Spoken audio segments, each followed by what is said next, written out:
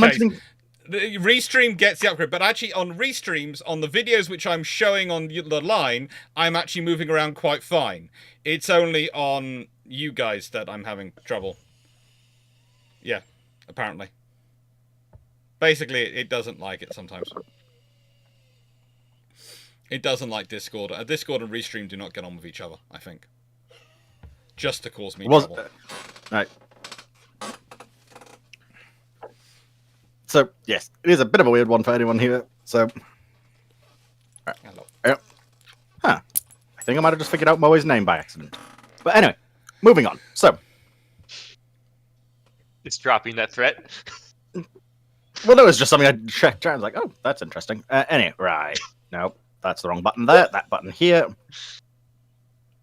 So, technically speaking, the one...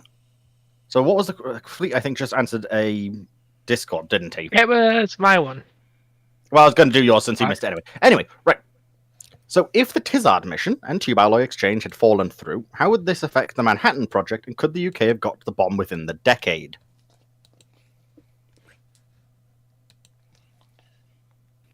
Fleet's back! Fleet's back! I fixed it!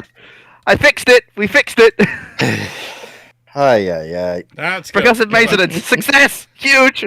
Progressive So, maintenance hello, Ooh. those of you on Dr. Clarke's, hello, those of you on Dr. Clarke's channel.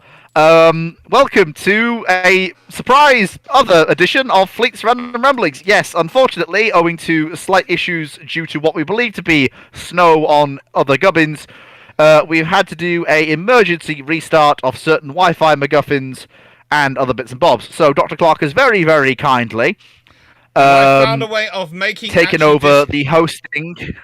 And I'm going to have to apologise if anyone's was watching on Facebook. I found out that if I disable the broadcast restream for some reason to Facebook, suddenly it stops having Discord and Restream stop fighting each other. And I have no idea why that's the case, because theoretically I am just uploading to the Restream server and it's then downloading it to everyone else. So there should be no interaction between Discord running on my computer and Facebook.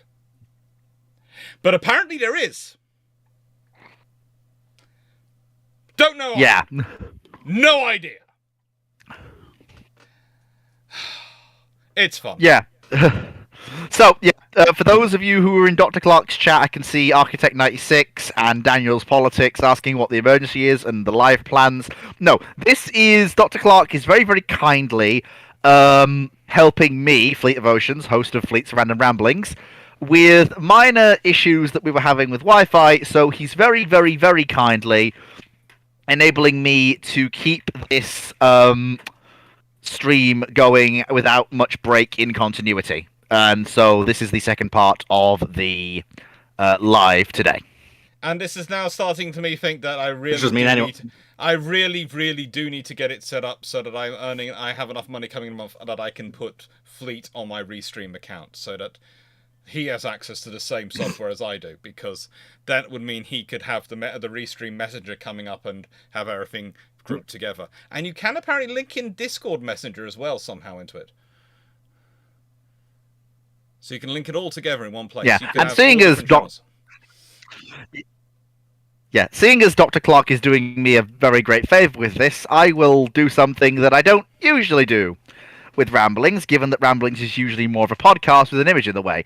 But seeing as Dr. Clarke is doing the setup his way, I get to do something I don't normally get to do. You get to see his ugly mug. This. Hello, it's me! It's Fleet. How are you all doing today? Hello.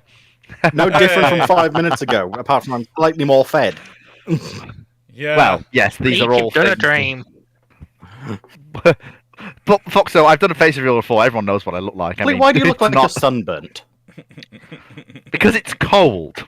That's why. Because it's very cold. Cold, sunburnt. Cold, sunburnt. No, I'm red in the face. No, Dragon. You gotta remember, it's from Sheffield, which means that this is the first time he's seen the sun in like 8 months. Come on! No, it's snowing, so actively no. Anyway. If just put it, Fleet's Random Ramblings normally takes place on Mondays, and there's follow-ups on Wednesdays and Fridays to get through all the questions that Fleet gets.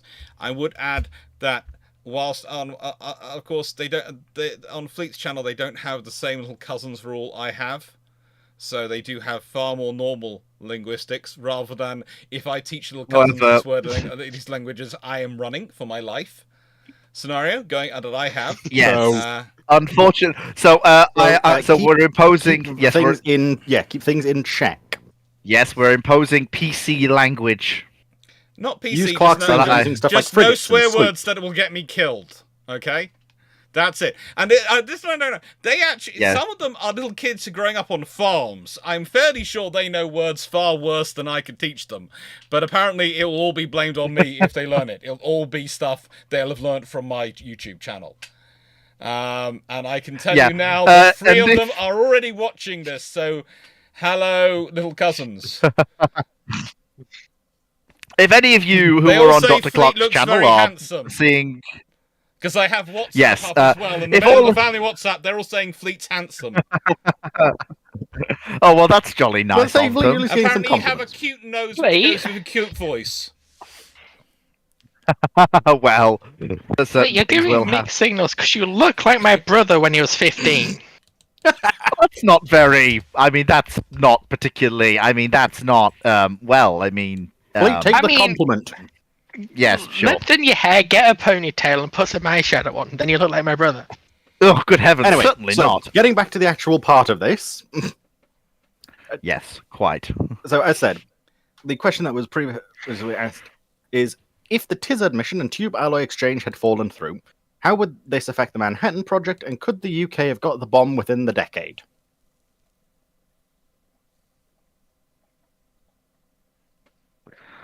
I am not a nuclear physicist, therefore I don't know.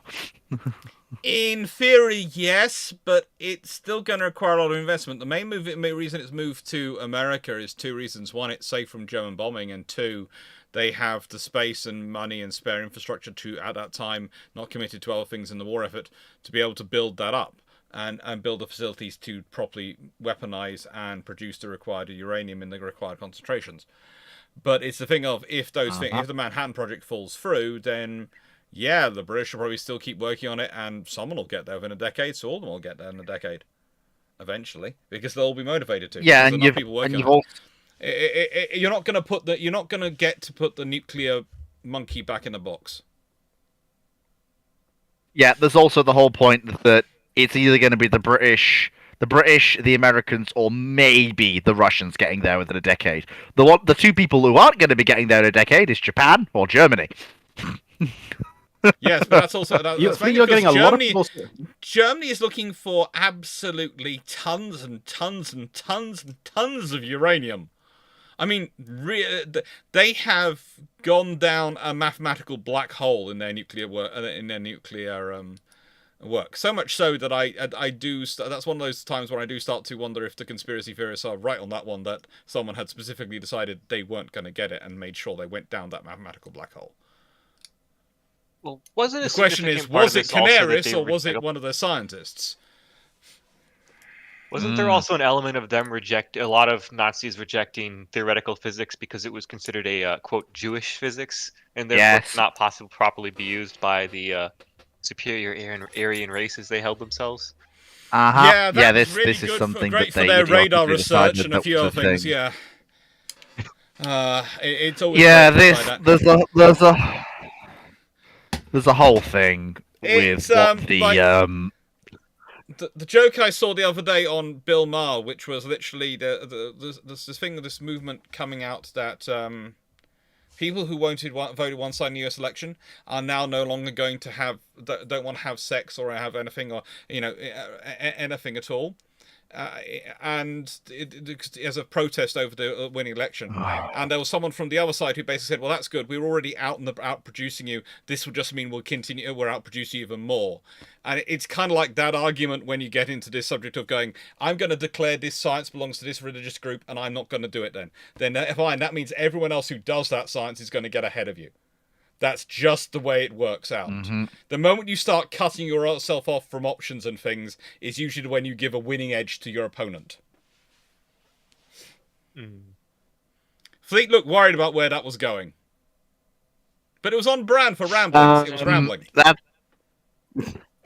Yes, I suppose. I've got the next one if you want it, is. Fleet. Go for it. And this one, I actually know who it's by because he put 3 in a row. From Knight, is it accurate that the naval treaties held back naval development technology by a few decades? Not really. I wouldn't really say so. Yeah. They held hold back naval capital construction. ship. Yes, and they hold back the design progression of the capital ship. But that's about it.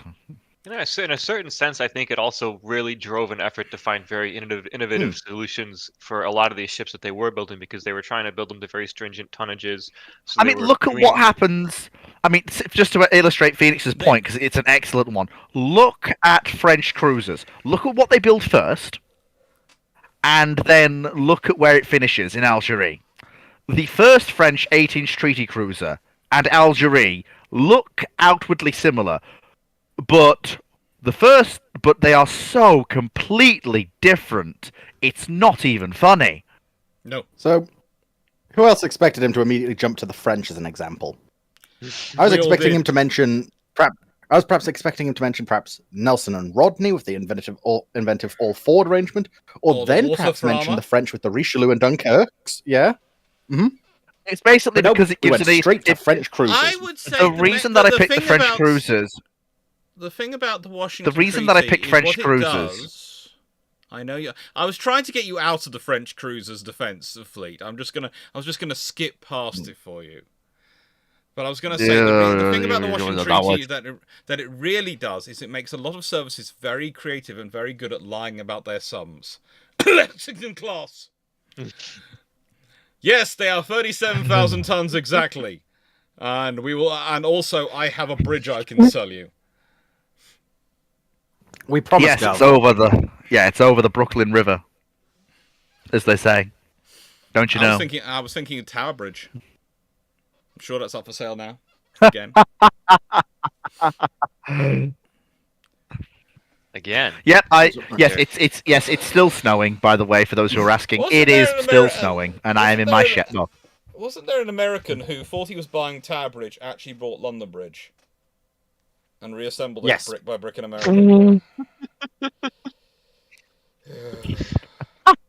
Yeah, like that was a thing that went around of people trying to sell them selling them London Bridge, and they thought they were buying Tower Bridge. Yeah. It's one of those things where It's because a lot of people, especially from those not in London, think, "Oh, London Bridge is the big impressive one." It's not. No. It's very much not. No, London Bridge is a typical Yeah. council bridge. It's honestly the most boring bridge in London. yeah. Well, yeah. The original London Bridge was somewhat interesting. It's going to get down to 2 degrees tonight. Too Thanks. cold for me. Anyway, I I did think just I'll leave open my window. computer running all night because that'll keep my office and my section of the house warm. My PC's actually better than the radiators So- in this house at the moment. Yay. Mine used to be, am I but the only sadly one she's who not as good likes as the she cold? used to be. Hmm? Yes. I Well, like the actually, cold. no, Let's put it this way. My trouble with the cold isn't that I dislike it. It's that someone down to my right, below me, really doesn't like it. And he will try and nick all the bed covers. And he will try and nick all the bed covers from multiple beds to curl up and create his own nest in the corner of the house. Yeah. True. Oh, You actually, not just while get I'm- him under the sheets while- here, like I do with my Yeah. two. There are people. while I'm thinking, No, he nicks the sheets. He tries to nick the sheets off all the beds and take them to a space to make his own nest. I think you mentioned him doing that the other day. Yes, Saturday. he's moving his bed That's the other very way in funny. here. He likes to try and take whole duvets. And he's strong enough and big enough he can take a duvet away. that's very funny. I mean, also, while I've managed to nick Dr. Clarke's channel for a minute, and I actually now have more people, 18 on Discord, and a grand total of 44 on YouTube. Advertising time. What else? man? Also, you have them on Twitch as well. Oh my goodness, how many Also, on Twitch? for the record, Fleet, I am You currently have about collecting another questions 12. You still. have about So. another 12 on Twitch.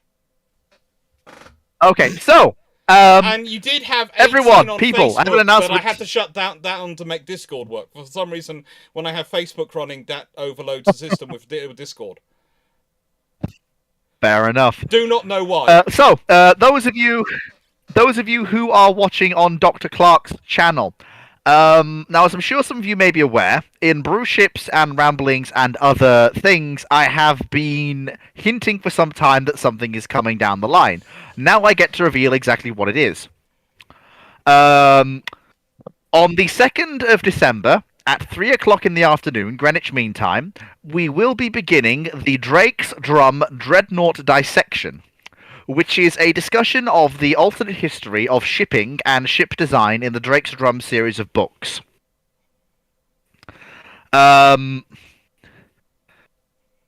And I will be there myself leading it. It'll be hosted on my Discord server, which will be linked next Monday.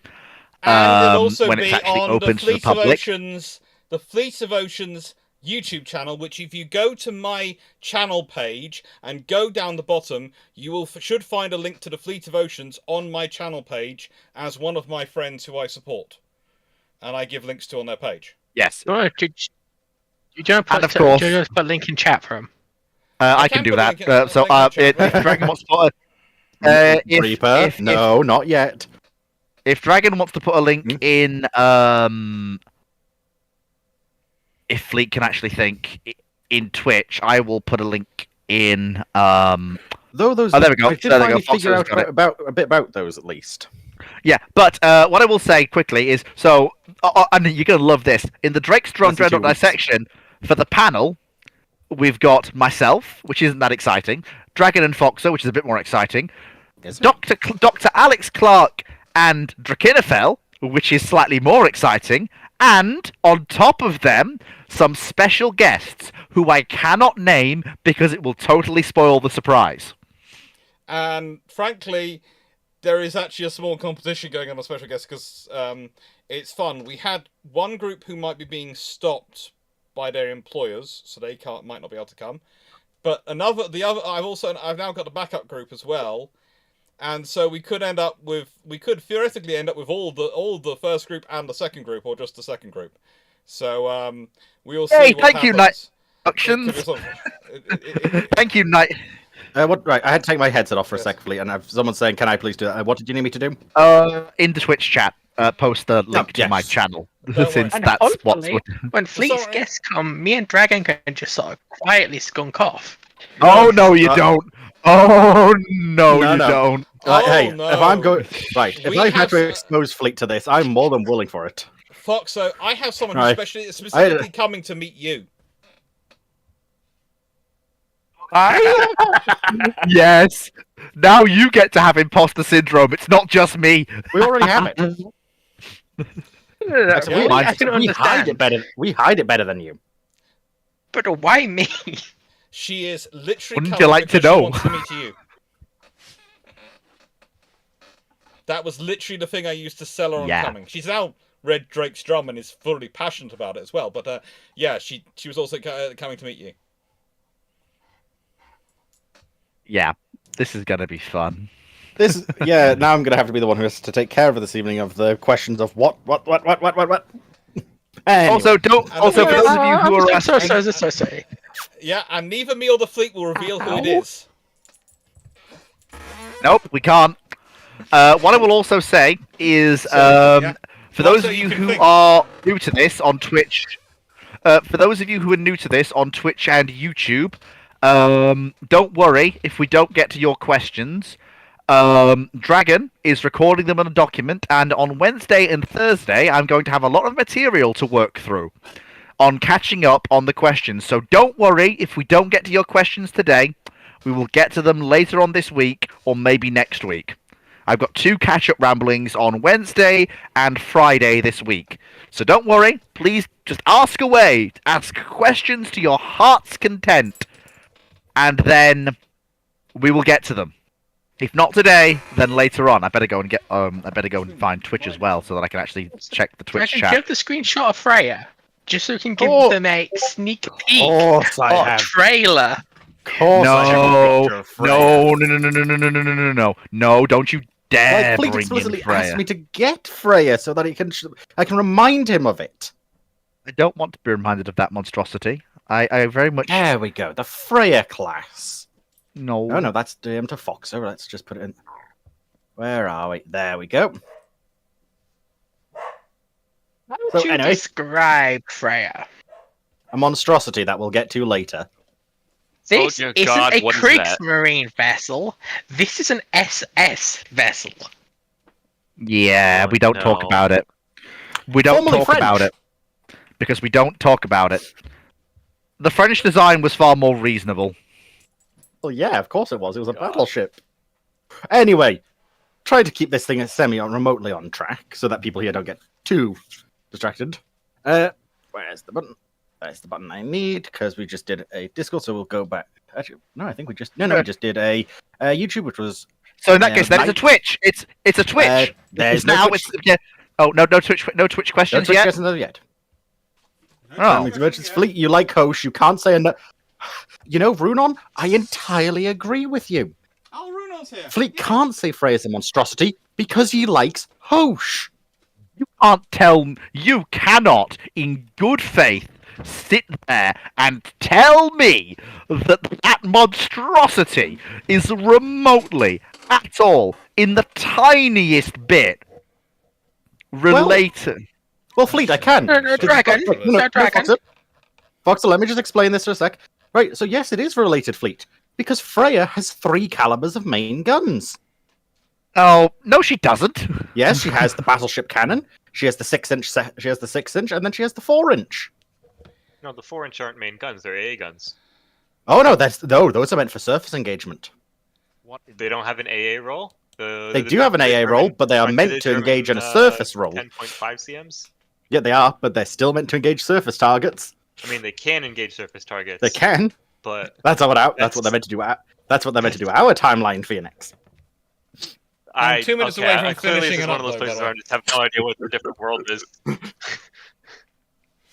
So these are not the historical German No, well, 10.5 right. centimeters. Well, they are kind of, but they're used in the wrong way. We'll get to this another day. Yes, we will. If I How's really my want volume to- level, by the way? If I doing really a want quick to be check. cruel, I'd tell Runon to come on, and we turn on the bot, and we'd free out Dragon to fully commit to bodying Fleet in these debates, and just have the bot take over Dragon's role.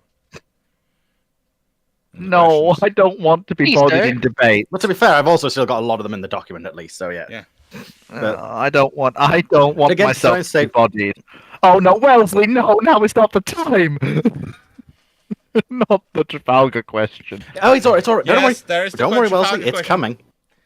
Trafalgar question. Right. So, question 6 from Gunnery Officer was the same as question 1, which I'll quickly reread. Which is the year's 1972. What are the chances of a surface action group comprised around Newport News, CA So we 148? did that one. And a couple. Yep. Let me finish with a couple of Fram Gearings, 2 Forest Shermans surviving and winning an old-fashioned World War II style gunfight against 2 Sverdlovs and 6 destroyer screen, 3 Colt and 3 destroy.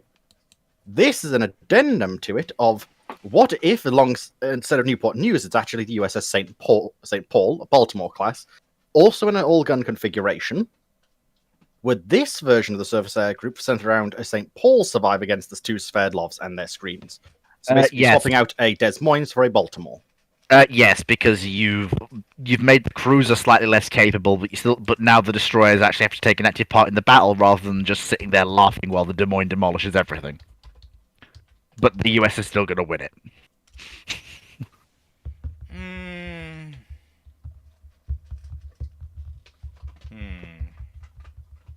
Which year? Because it's still an 8-inch cruiser. 1972. It's an 8-inch cruiser, so it's a Baltimore. Basically, it's Why are it's they 2 fighting? all-gun Why is forces. Sverdlov and Baltimore's fighting in 1972? I don't understand it any more than you do. But yeah, Because the Sverdlovs by 1972. Well, they have changed somewhat. by 1972. They don't have any anti-surface missile armament, though. And neither do any of their escorts that he's given in the scenario. Which Sveldos is it?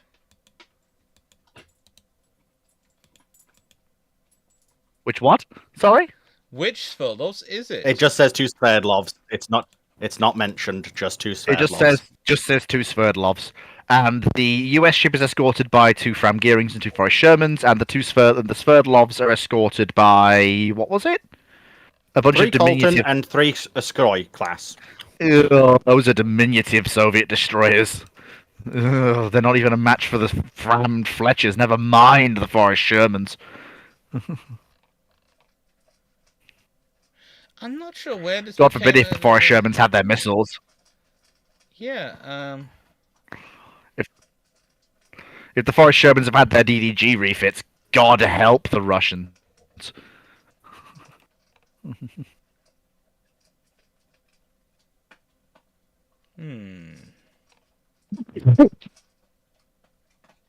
Yeah.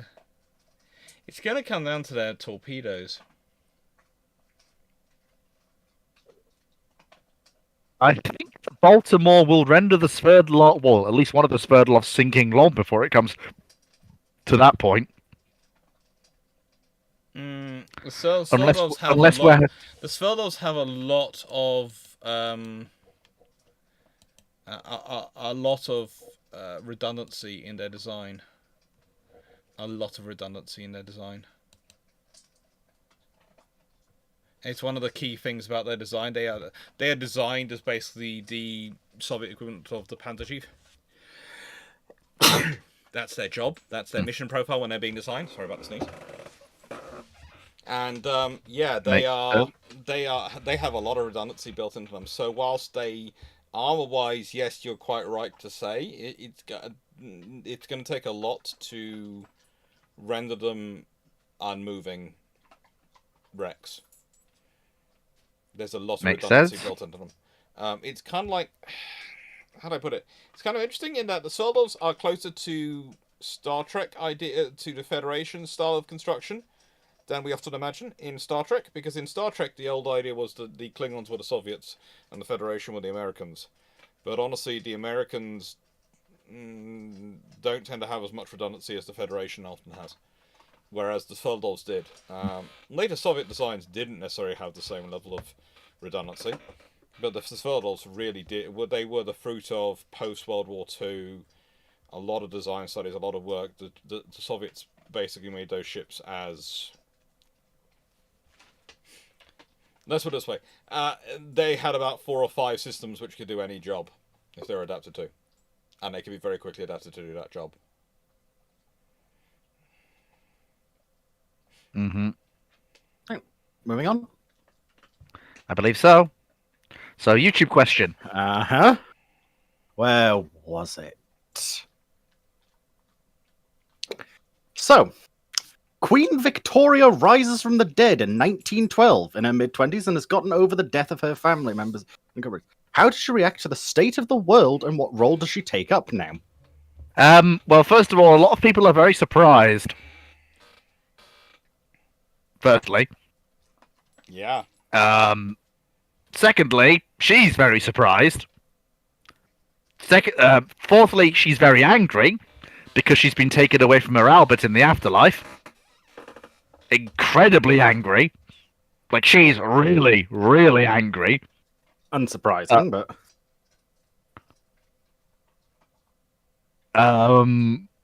Fifthly, if she could be stealthy about it, she'll probably not want to get involved in modern politics. If she could avoid it. If Queen Victoria rose from the dead... Lord help anyone in the modern royal family. Even if she decides to work from the shadows rather than being front and center, Lord help the royal family. Would you like to slightly extrapolate? Would you like to be King Charles on receiving end of advice and instruction from Queen Victoria about how you're not doing the job properly? No, I wouldn't. Would you like to be Princess Charlotte on the idea that you're maybe what clothes you should be wearing, especially as you're getting towards your teenage years? No. And so information Lord accessing... help Harry and Meghan if she gets on a plane over to America. Because they've been talking out of school about the family, and it doesn't matter what's going on. As far as Victoria was concerned, you never did that. I mean, I thought it was 1912. It not is 2012. 1912, but honestly, I like this tangent too.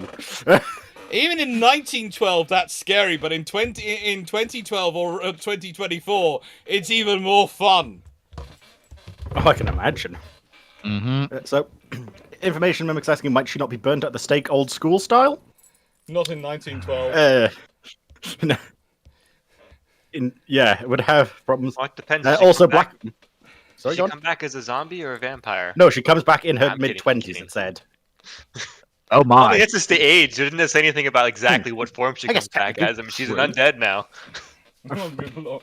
Look, that does, you're not making things any better for the modern royal family, because that means she'd still be alive today in her 20s form. So in Also, the nicest what's way... called- I mean, it gets worse. It gets worse. Like, I'm not saying I'm trying to make it better for them. Yeah, if it's public and anyone sees it, God Empress Queen Victoria. I'm sorry, God but- Empress Victoria. That's it. Blackburn Maximus has said, this takes divine right to a whole... Divine right takes a whole new meaning now. Yeah. Oh, and it gets worse. Well, it gets worse / better. God help Tsar Nicholas and Kaiser Wilhelm. Oh, good Because- God. Kaiser Wilhelm will those two- literally wet his pants. Yeah, but I guess she'll basically go, what have you done since I've died, Wilhelm? Like, it's been 11 years. What have you done? What do you mean you're steering Germany towards a confrontation with the British Empire? Just imagine the audience with her. Oh, good lord. Oh yeah, that. Runa, sorry, would you like to be the one leading the squad who has to arrest Queen and Victoria for execution? No. No. Not at all. No one's volunteering for that role. No one. And remember, she was revered as a bit of a goddess in some parts of the British Empire anyway. So Timu, why do I need to work out? You want to explain that? Why do I need to work out, Timu? I'm perfectly happy with my figure. Thank you very much. But if she does come back as some sort of undead, oh yeah, like Are would be they putting PT terrifying in the if she chat? keeps living. Not yet. Yes, one person did at least. Yeah, Stafford Thompson, PT. That's poodle treat. Ah. They're not saying physical Queen training, Victoria, they're you were saying poodle treat. Queen Victoria say, It you were goes always my least PT favorite for Chan poodle franchise. treat, CT for corky treat, and FT for foxo treat. What? Is there some sort of a science fiction where Victoria is about? Probably. Yeah. Anyway, moving back onto the actual questions. Scroll back up because these. Is there a Twitch question? Check Twitch. I Is there do a keep Twitch checking Twitch. Don't worry. Questions on that. There are people spread over both. Don't worry. There's lots of people watching Like- you, Fleet. You don't have to worry about. Believe it or not, Fleet, I am not jumping worried. between three I am. different chats to make sure I get you what you need. I'm not worried. I am the absolute opposite of Here's worried. the one Wellesley wanted. So, Fleet. How were ships split during the Battle of Trafalgar? As in, who commanded what? How many groups and squadrons were there? Oh, come on. This is not fair. You can't lump that on me without being able to go and do a day's worth of Trust research. me, you really need to be prepared up on your Trafalgar information, because otherwise you will really not enjoy Drake's drum. Oh, well, Drexstrom has nothing to do with Trafalgar unless you're going to deliberately force it to be about Trafalgar. Well, There's all a I have couple to- of there's a there's good number of couple references. people who could be there who, if I mention you don't know enough about Trafalgar, will very quickly be remedying that fact. Oh, for the love They of are Mike. they are rapidly approaching your. This is what happens on Ramblings. This is my life now. So, government fleet. Oh, what was the question again? All right, give me a moment. I'll bring it back up for you. Hmm. How were ships split during the Battle of Trafalgar? As in, who commanded what, and how many groups or squadrons were there? Admiral Wellesley saying, "Quiz time."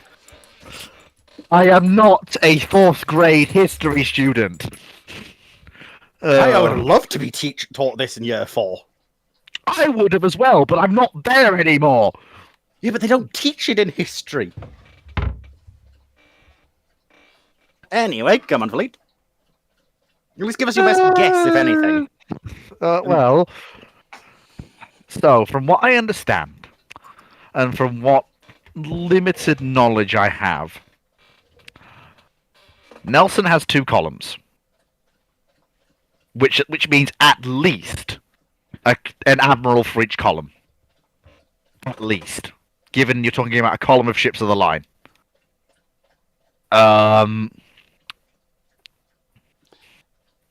You might want to start off with finding out how many admirals are at the Battle of Trafalgar before you start saying that.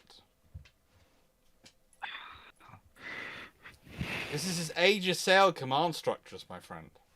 I know, and this is... I don't know much about the Age of Sail either. Never been one of my strong areas.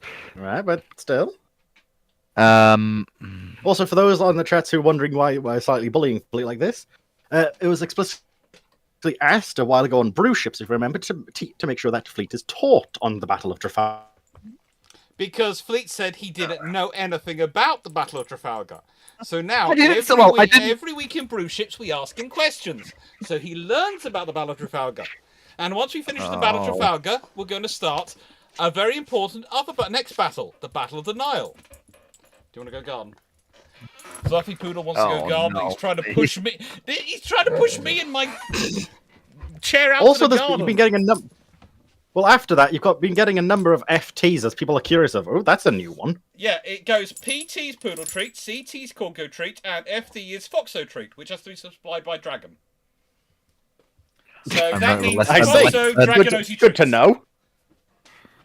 Okay. I don't really have When you access. say it that way.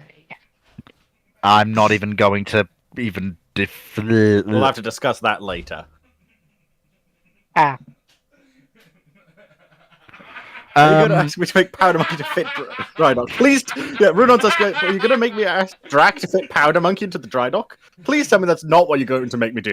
Because I've been in Foxo's shoes, and it's a special flavour. Maybe, Runon. Maybe. You know what, RJ? Sure, I'll add that one in for you. Maybe Well, thing is, Battle of Tsushima, I'm actually much better versed on, Steve. Funnily enough, that's something I am much better versed on. But So RJ, just give me a date for that How one. about the Battle of Lisa? Battle of Lisa, not too familiar, but I know more about it than some of the other battles under discussion. And the Battle of Chesapeake?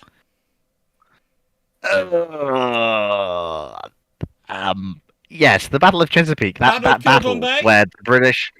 That one I'd never even heard of. How about I don't the know how Battle to of pronounce Camperdown? that one, Spitfire. Camperdown, heard of, not much more than that. We have got so much work to do with you, my friend. So much work. I'm So, not right, an Fleet- Age of Sail historian. Right, then very well, Fleet. I'll at least throw you a bone and let you move on. Thank Fair you. enough. I will have to stop. At least tell us how Stop. many admirals were at the Battle of Trafalgar. Okay, How yeah. many people that rank of admiral were at Oh. the Battle of Trafalgar? Okay, yeah. Well, Are you talking on both sides? Yes.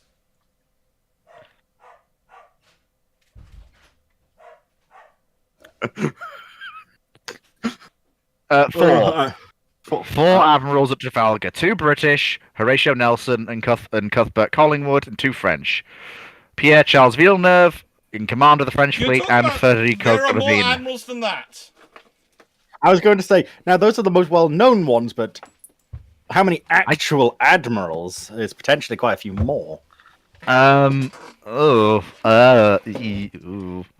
Oh, come on, show me. I wish to actually. Because, for instance, Can I? immediately on a very brief look, I already see there is Admiral Cornwallis, Admiral Calder. Rear Potentially Admiral doing Lord. stuff. Rear Admiral. Hang on. So no, Rear Admiral. Oh, that's 1, 2, 3. 1, 2, 3. So that's three British as far as I can see. Can't see any more of them. And the Spanish have a Commodore, a Rear Admiral, another Rear Admiral, a Vice Admiral, another Vice Admiral, another Rear Admiral, another Admiral. How many upper-ranking officers with the French and Spanish bring into this fight? No wonder they couldn't bloody well decide on a course of action. Welcome to why the Battle of Trafalgar is such a good place to start off with teaching people. Are you trying to push me out of the room again? No, it's not working. No. That should be 1, 2, 3, 4, 5, 6, 7, 8, 9. 9 total admirals at the Battle of Trafalgar. Took me a bit of digging, but I got there in the end. Hey, there we go. You've been granted a stay of execution, it seems. Yes, I get one every week until next week, then the axe comes over my head again. No, that's not how it works. It's the sword of Damocles that comes over your head, not the axe. Yes, problem is that one hangs there, and the axe doesn't. But the axe hasn't dropped yet. Anyway, yes. moving on. Yeah, but it only appears every week. Behold, gentlemen, we're looking at the Iron Brew. Truly, we gaze up at the Iron Brew. Dear, that's very funny. So, I'll just quickly have to go back through. Dear. So, well, what can we do? not that one. Where were they? Because admittedly, since I've had to do this, I've slightly changed it. Right, I believe this one was from Night of. How much of the disastrous half of the Pacific War can really be blamed on American Japanophobia? Not as much as people think. And in fact, not a lot, to be fair. Because Japanophobia doesn't make the Americans fight any less hard. It doesn't make the Americans change their doctrine. It leads them to underestimate certain key aspects of Japanese torpedoes and aircraft and ships. That happens once. And only once. And usually enough people survive as to where it doesn't happen again.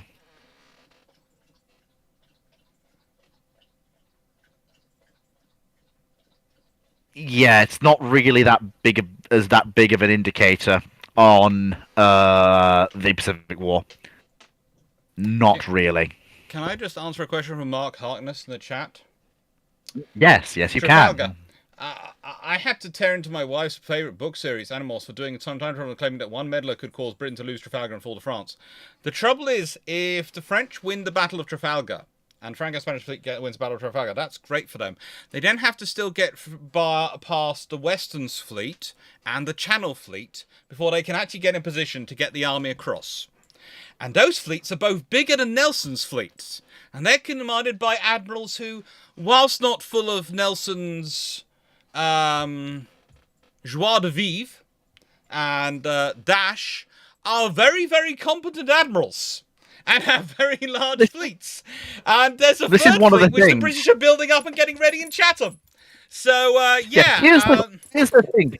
One of the reasons why Nelson and his officers were confident doing the strategy they did, despite the fact it was risky, was because, even if everything went wrong and the strategy failed, they are not the only thing standing in the way of the Franco-Spanish fleet. Okay.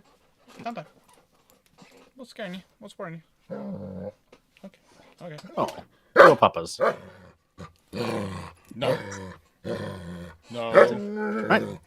Next one, please. Down. No. Yes. I know you can hear your brother whooping, but no. There's no reason for you to get involved. You can tell this is a gunnery officer. Question 7. Do you think using heavy or strategic bombers like the B-17 and Lancasters as tactical close air support assets like the preliminary bombing raid during Operation Cobra and the British Rhine crossings of World War II, isn't as effective like in the Vietnam War, where the US used to sell up B-52s as tactical bombers. Well, it's an entirely different kettle of fish in terms of the different roles. I'm just thinking Lancasters as close air support is a bad idea. The operations he's mentioning were not close air support. They were key point raids on key bits of German strategic infrastructure or targets that could reliably be hit, like bunker complexes, fortresses, railway junctions, large known concentrations of German troops. Targets that a flight of strategic bombers could reasonably be expected to hit. It was not tactical support for troops on the ground. Calm down. In the Vietnam War, the B-52s did somewhat similar roles. Although the difference here is that given the B-52's loiter time and the amount of bombs they carried, they could be relied upon to loiter, wait, deliver ordnance, pull away, and then come round again.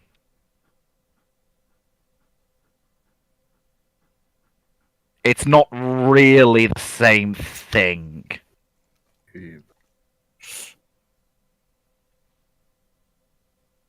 Rustle up the Typhoons and Thunderbolts? Yeah? Aye. Oh, that's definitely one that, yeah. Oh. Right. Lancaster attack before Goodwood was not seen as a success. No, it really wasn't a success. There are issues with deploying strategic bombers on tactical missions, or even stratio-tactical missions. In that it's you're using a sledgehammer to attack something which is better attacked with not a scalpel but a regular hammer, a 16-ouncer. Or 32 ounce, if you really want to give a slam, a 32 ounces though.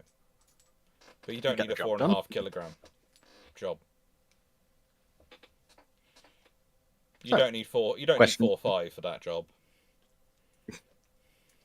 Yes, I have rolled my sledgehammer does have a name, and yes, it is called 4.5. And yes, why does this not surprise me? Both me and Drac, when we are hefting it, shouts "engage" before we let it hit something. No, dearie me. Perfect. We are both that big. I am so looking forward to the Drake's Drum Dreadnought discussion. Sorry, the Drake's Drum Dreadnought dissection. Because I'm not only going to get Drac, Dr. Clarke, Dragon, and Foxo in the same room, which is going to be fantastic, discussing something we're all interested in. We get special guests. Fleet's so happy. I mean, can't wait to hear them tear apart a potentially interesting yet very weird timeline.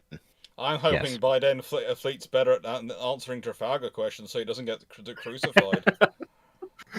It's fine as long as I don't mention it. It's fine. No, I might mention it just to watch it happen. If Clarke doesn't, I'll subtly nudge Foxo to do so. Because remember, Foxo was the one who was told to make sure that you keep doing things with sharp trowels. Yeah. As you say. Sharpened trowel. Foxo is a key reason why at least one of the guests is coming along. Because they want to meet Foxo. Which I still do not understand. You will, in time. They think you're cool. No. I reject your reality and replace it with my own. Doesn't work that way. Next question is actually from Twitch, Fleet. Brunon, what is your favorite example of a formation leader, I'm assuming that's meant to be playing, but playing against their typical form? E.g. a very aggressive admiral successfully fighting a defensive action. Oh. Cunningham at Matapan? Yeah, probably. Yeah, Cunningham at Matapan is probably a good shout for that.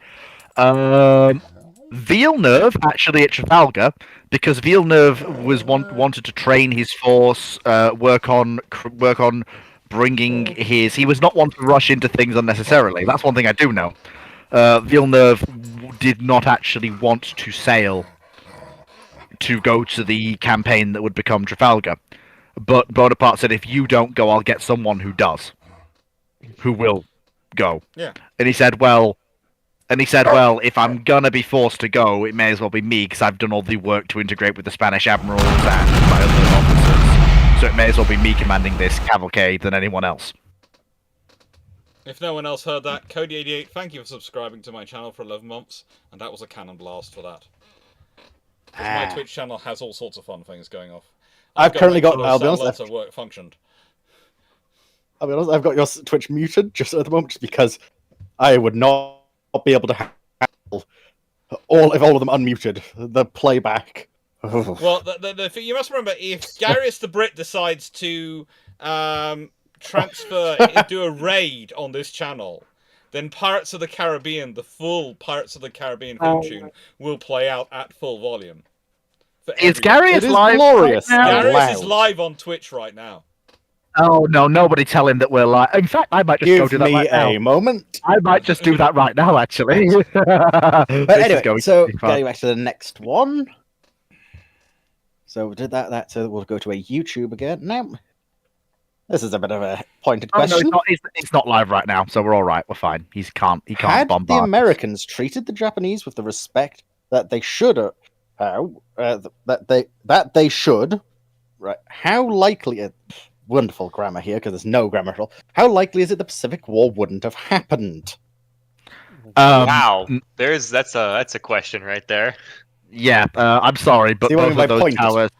Yeah, both of those powers have competing interests there. Yeah, but they do have history which causes things.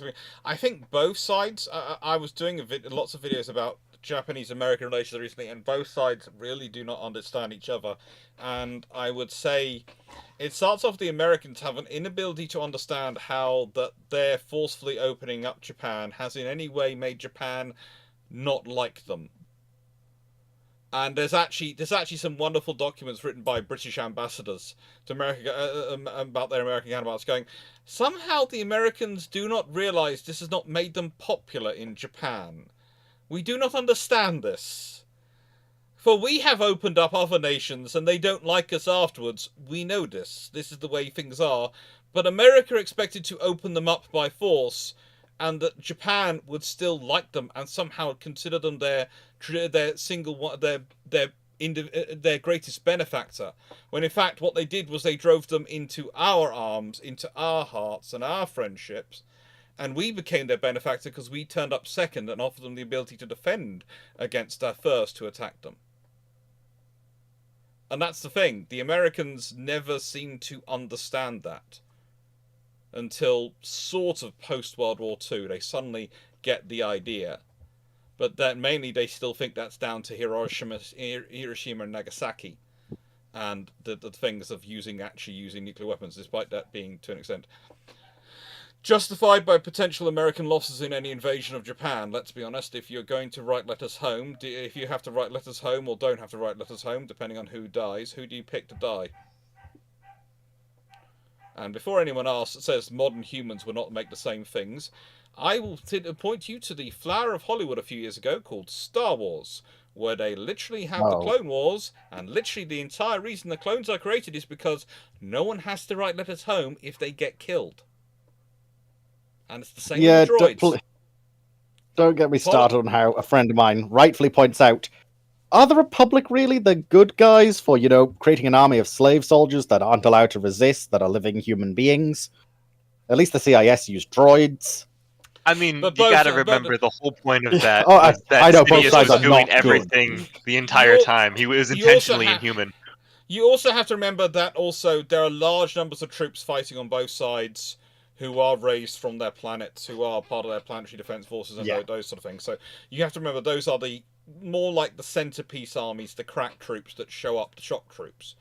But still, it's a bit of a case of, that's the whole thing of shock troops. You use them for the attacks which are the most dangerous, high risk missions where you're going to suffer the most casualties. And you've specifically got troops who you do not have to write letters home to if they die.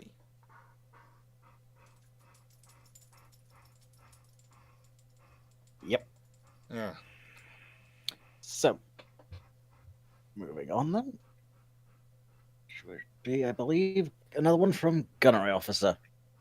What are your thoughts on mixed-powered aircraft, combined jet and piston aircraft like the FR Fireball, B-36, P-4M Mercantor, along many others? Do you think it's the cheaper or more expensive option for aircraft design? More All of expensive the and combined it's, power, yeah, all it's of the more combi, expensive. all of the combi, yeah, all of the combi power aircraft ever built were built with specific reasons for being such. The Fireball was built with a jet engine to give it a burst speed to catch kamikazes. Again, a lot of reasons that piston-engined aircraft are given jet engines is usually to provide burst speed. That's pretty much the reason that you add jet engines to a piston-engined aircraft if it's already designed. It's also adding in double the complication because of how you design the things to support those two engines is very different, and doesn't really create any benefits. And logistically, it's going to be a nightmare. Maintenance is going to be a nightmare. It's just a lot of problems. Because you don't have, you not only have two engines now, you have two engine types per aircraft. Exactly. Think of that from a stores and training perspective for your maintainers. Yeah. Have fun with that one, lads. Ugh. Rune also put in a question for you, Fleet, Right. specifically. When was your last eye exam, and have you gotten the recommended corrective lenses? Exam corrective lenses. Oh, you cheeky little son of a! Son of a frigate. Oh, words I can't say on this channel. Oh, Yeah, I get that one you You. posted. I get yeah, better yeah. expression. Yeah, honestly, sometimes you like a certain thing, and people say your eyes have gone wrong. You know, he's not. I don't think she's wrong though. Yeah, it's that what she asks you pretty much every Sunday on Brew Ships. Oh, I know, but this is my show. For now, What do you mean for now? It's my Don't show worry. forever. do not worry about the coup awaiting you. Well, currently it's There technically is on no my coup. channel. Yes, but only because I asked you to do it as an Yes. emergency favor. This one I Yes. might need a bit of context for.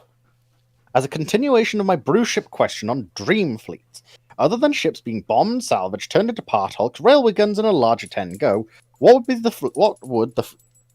the fleets be used for? Do either of you know what that's referring to? Well, you see, if the Royal Navy or the US Navy got their dream fleets, then they are going to be used for decimating the enemy. Absolutely decimating. Oh, If the Italians no. got their dream fleet, it's mostly going to sit in harbour. Because of Oh, lack of I know, fuel hang and on. lack of crew. Right. oh, For the Germans, you could cut up the steel to actually make shells. You could scrap them. mm, That would and bullets. That's always quite useful. And same for the Japanese, probably. yep. That's basically about the size of it.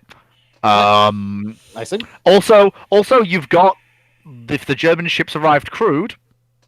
Sorry. The Dream Fleet, from what I'm aware, arrived fully fueled. But not For crewed. the Axis. Yeah, for the Axis.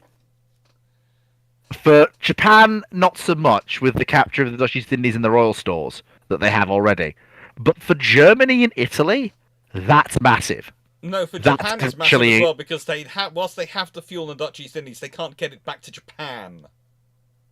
There's Yeah. also a key question of which dream fleet are we talking about for each of these powers? I mean, Germany obviously It's is Plan basically- B, but It's basically the pre-war rough plans that every navy had for when war and the navies they would have had there been no war and everything gone perfectly by about 1944. So for Germany it's Plan Z, for Japan it's the They would have had Phase Plan Z by 3. 1944. No, point were but they getting it's- Plan yeah. Z by 44. No, There was, it would have in been the nicest way. I don't know which person was having a fantasy moment with. I'm presuming Oh, a no, lot of Dr. Clarke. drugs, a lot of hallucinogenics, and probably Oh, no, a lot I'm of aware. alcohol that time. Oh, yeah. Possibly Oh, no, possibly they even got into the German Fat Boy Fun Boy's favorite personal drugstore. I'm not Yes, sure, but there must have been something. I think they're getting that by no, 1944. I'm aware, but remember, this is ideal, not what would have happened. This is the ideal. These are the dream fleets. Even ideally, it This wouldn't. is one of those things where I'd also point, like, with the Italians, it really depends on where you're taking the snapshot in the 1930s as to what their long-term plans are. Because otherwise, you're literally all over the place. Like, there's the breakout fleets from 1935, 36, and there's two versions of that. There's the 7-year program from 36, 37. I mean, it's their dream fleet as of 1939 because it appears on the eve of war. So it's their dream fleet of they were planning for 1944 in 1939. Gotcha. Yep. Okay, because I mean, so for the Royal Navy, they have about 6 implacable size carriers, let alone the 4 illustriouses. They have the King George V, the Lions, the Vanguards, and the Lion successors, which were only on being theorized at that point. So somehow this Magic Dream Fleet has made those appear. It's a fun time. The sheer number of destroyer, if they have got the L-70 design, which was basically what I call Henderson's proto-daring. He was planning for succeeding the tribals post 90 instead of the J's and L's. What he wanted for them. To succeed the destroyers then as they're designed for British destroyers, then frankly the Royal Navy is going to be going to the rest of the world. So we have pretty much got daring class destroyers in 1939. What have you all got? And they were the only destroyer design anyone was planning in 1939, which was being designed from the ground up to be integrated fully with radar. Because the British were about a year ahead of everyone with their radar integration program for their destroyer fleet. And that might sound terrible, but it's because of the way the British work. The Americans tend to produce larger runs of a single class, whereas the British tend to go a class a year, which meant that the Americans hadn't yet got to the point where they were going to be doing the next class along. So that's why the Americans weren't there yet. The British were just a year ahead because of the way their design patterns worked. The Americans had the tech, they could have done it, they just weren't because of the way their design patterns work. They were still developing more. And yeah, the German systems, the really fun thing about the German systems is that they're suddenly going to have a lot of equipment which they actually never managed to successfully develop is going to be developed for them. It's going to be amazing. And it's going to include things like the Graf Zeppelin, which is going to show how bad the Graf Zeppelin is, because the moment that comes up against any of the Royal Navy's many implacable series aircraft carriers they're going to have at that point, that thing is going to be bodied worse than Fleet when he was arguing with Dragon at the beginning of the stream on Discord. That's a low blow. That's a low blow. Yeah, he did challenge Dragon on Star Wars ships, though. That was stupid. He called a 600-meter-long cruiser a frigate. If there's one thing I do know pretty well, and I've managed to beat Fleet a number of times, I know my Star Wars stuff. Always good to have a good intellectual debate. Dragon, the question you really have to ask about Fleet in this scenario, and it's an important question to ask, is who hurt him so? I'd assume Hosh. Broke his heart. I would agree. I know. And soon we'll actually have an image for Hosh who broke his heart. Sol is busily working away on it. Yep. Then I'll add them to the document. How well would a Tycho or Long Beach-based escort carrier work, both in the USN and as a foreign sales?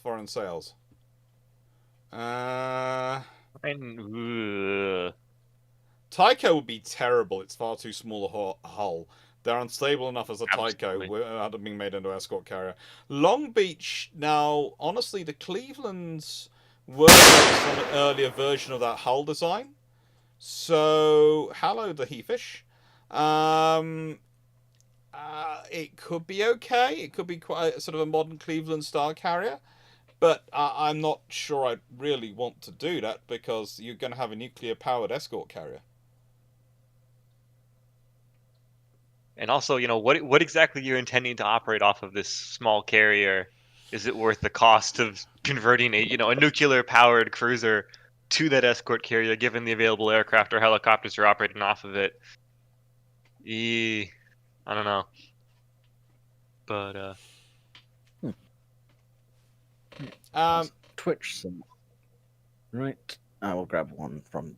Who just shut on a just happened. pistol? Go on. I'm sorry again. For some reason, the sound alerts on my Twitch are still working. They're supposed to be disabled, but they're still working.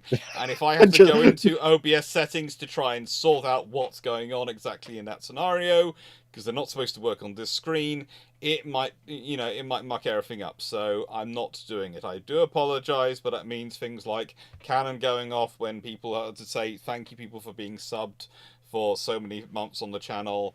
There's a musket which goes when new people first subscribe, they get a musket, and when people raid, they get a full Pirates of the Caribbean theme tune. Right, Fleet, your next question is quite a nice and easy one from Discord. I take this for the panel. What is your favorite ice cream flavor? Oh, Verdun, don't worry about my mum being on a range. She has used a musket recently. That was what she was doing last Saturday. She was but she decided she didn't feel like loading the musket, so that was me and my sister's job, actually. Visible concern at that. I mean, muskets are cool and all, but has she drawn and shot a 300-pound Venetian crossbow? She doesn't now that she has arthritis. She did use Shame. So, They're really fun to shoot. She also used to shoot longbow. yeah, right. And So she still shoots. So what? She still shoots well enough that she scares the bejesus out of the entire local shooting team. I hadn't actually realised, Stafford, that Fleet has been missing apparently for a while. Oh, don't worry. He'll Fleet's be gone off to fine. find alcohol and cry. I should do that. But it seems a couple of people worried that he might have been shot. No. You know what? But yes. I don't think Mum's But yes, musket is that long range. I The thing wouldn't is, put it if past them. Fleet getting shot, there's only one person that could do it and would do it. Foxo, don't Anyone out who yourself shoots- like this on national television. Benno, that's Oh, cheating. You named two flavors there.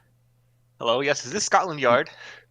But I didn't make a threat. I just said no one could shoot him, not that I would shoot him. He's gone off to get his host plushie. Oh, that'd be something. Do you think we could get him a host plushie? With enough money, yes. With enough money, There's a anything. company near me that does custom plushies. I just Very need good, Sol to Foxo. finish Host's design. Very good. I like this. Architect, now you're scared of Clarke's mother. Why weren't you scared of her to begin with? Yeah.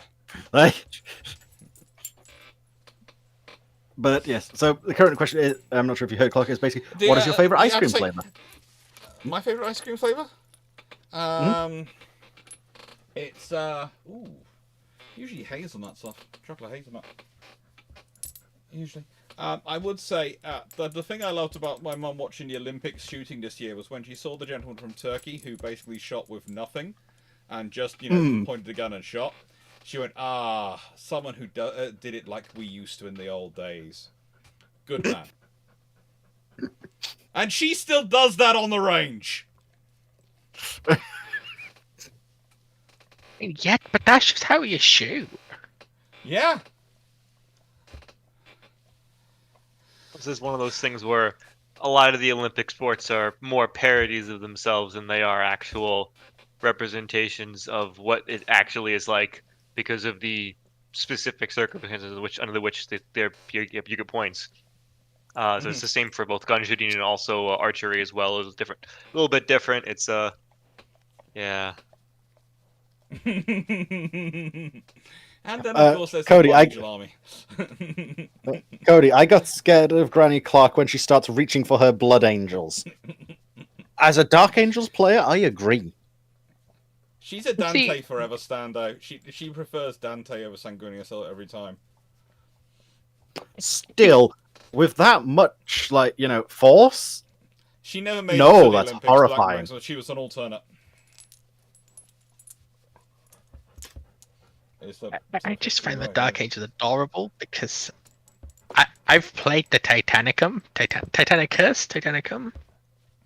Mechanic Doesn't make or- us. Right. Yeah, it's You know, Mechanicum. for the Titan versus Titan, and then you get like the Titanicus. strength 38 Titanic 4K car. cannon, Up, which will up, I hear one-shot a fleet noises. demon Primarch. This is like, yeah.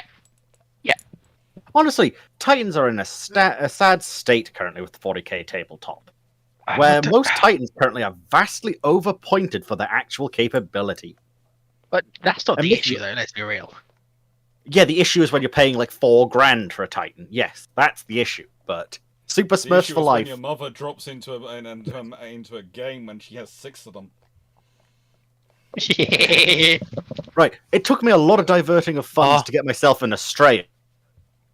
Yes. Let alone the fact I'm looking at some other 30 Space Marine Titans. Look, But compared to what your mother has, I am not scared of she started anything. collecting A when the better game army. was when the game was brand new, and she's thanks to one of our uncles, is an early adopter of the concept of 3D printing. Honestly, that is something I genuinely have to painting. consider doing. It's Fleet, are cold thou out alive? there. Oh, I had to go get a cup of tea. It's that cold. Oh, I've got a So, mug. Fleet, your current question before we move on. What is your favorite Go on. flavor of ice cream? Oh, I'm sorry, but I have to say that out of all of them, I do like vanilla. Not fair. Hi. He's now personally, having I Very, was very conversation. basic. Yeah. Mine's probably a good strong argument between mint choc chip or coffee. That makes us. I don't think there's an age limit for the Olympics. Like, no, we are not putting that in her idea. It's bad enough for that. I've got the things I've got her currently doing without her going for that as well. Please don't. Please don't. She's convinced herself now. She's past it. Okay. There's only so many hours in a day I have to support her hobbies. Only so many hours in a day. Please. I'm functioning insomniac. I do not have 36 hours. Oh my goodness! Honestly, Rudolph, Oh my goodness, I wish I like, printed I'm my getting so first, but many- I do love the official model. Yeah. Like, I'm not gonna lie. I am very surprised at how many people I have who have subscribed. It's nice to have nice people coming from Dr. Clark's channel to subscribe. well, yeah, because Clark's, Thank you, nice because Clark's people. viewership are wonderful. They are. I'm sorry, Mark, I have no clue what Baskin Robbins even is, but I know. So, right, that was a Discord, so then we'll grab a YouTube. Baskin Robbins is a very famous chain of ice cream brand, isn't it? Is I've it? heard of them, to be honest. Yeah, they're in America. I don't know if they do anything Right. outside of the US, but they're in America. That might be why I'm not too familiar with them. Actually, no, I literally checked. There's one within my local city, so they exist. That's all on you, They then. have yeah, they have. I've never heard of locations. them. Oh wait, they're right there. They're in it, right. They're right there, but they're right there in the middle of the big shopping center in the middle. And I'll be honest, if I'm They're, going to my local city, I know exactly free- which place I go. There's a lot in the UK. It wouldn't Wow. surprise me. There's actually there's even one down in Plymouth, but there's about 100 in the UK. There's even Yeah. 3 in Aberdeen Colonization alone. goes well. Yeah, what can you say? The Scots must like their ice cream that's not British. Well, hey, can't say I blame them. There's one in Dublin, Uh, one in Belfast, dozens in London, Edinburgh, and the North of England. London- full of them as well. Yeah. Okay, London. I've looked at at London least one doesn't major one. surprise me at all. London does not surprise me. It does, because I checked, and there's only like 10 Gregs in the entirety of the London area. Of course, because There they are have four no of them. taste. There are They have no 40 taste. Gregs in Newcastle. They do some nice food and deliveries. They really do. Their Baskin Robbins are doing good jobs, and they got very nice bakery. Mm. Very nice. So, did we Oh. do the whole? Did we get Benno's question on that fighter aircraft? No, I'm going They to go do a back to it in a moment. They do chocolate yeah, that- peanut 'cause it's butter. like They do a chocolate peanut butter stack. Oh my a goodness! cookie Come on, stack. there's only so many. So- There's only so many calories we can take here. So the next one will be I'm gonna from have to. YouTube. I'm gonna have to put this in here so people can go and see what a Baskin Robbins dessert pastries is like. It's gone Yeah. into let's see. Oh, So, do I? just very quickly, Do- Clark Strat. I agree. I don't think the bot's currently working, but I am grabbing any questions I'm seeing. So if I Yes, do miss a don't- PM, like- I do I apologise, haven't but we turned- do at least Sorry. try. I haven't turned the bot on, but I should probably do. Well, to be fair, I've been grabbing all, I think I've been grabbing all the questions yeah. anyway. But So we're doing it the old-fashioned way here. It's fine. We're all right. We're It's how I fine. We're always good. say. We're here. why did shore bombardment ships need bombardment computers? Seems like naval gunfire computers would work with the opponent's speed set at 0.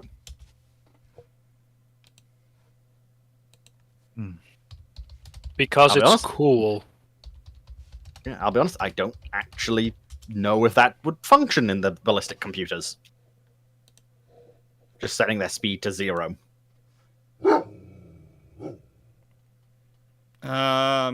It depends because they go on relative speeds. Right.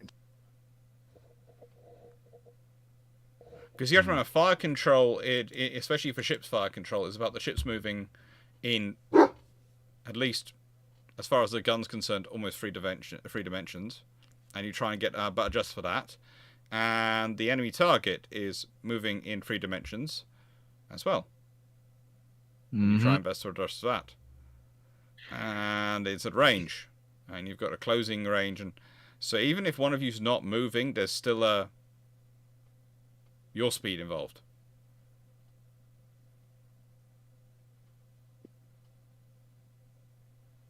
But you can have a relative speed of 0 if you're passing along like that.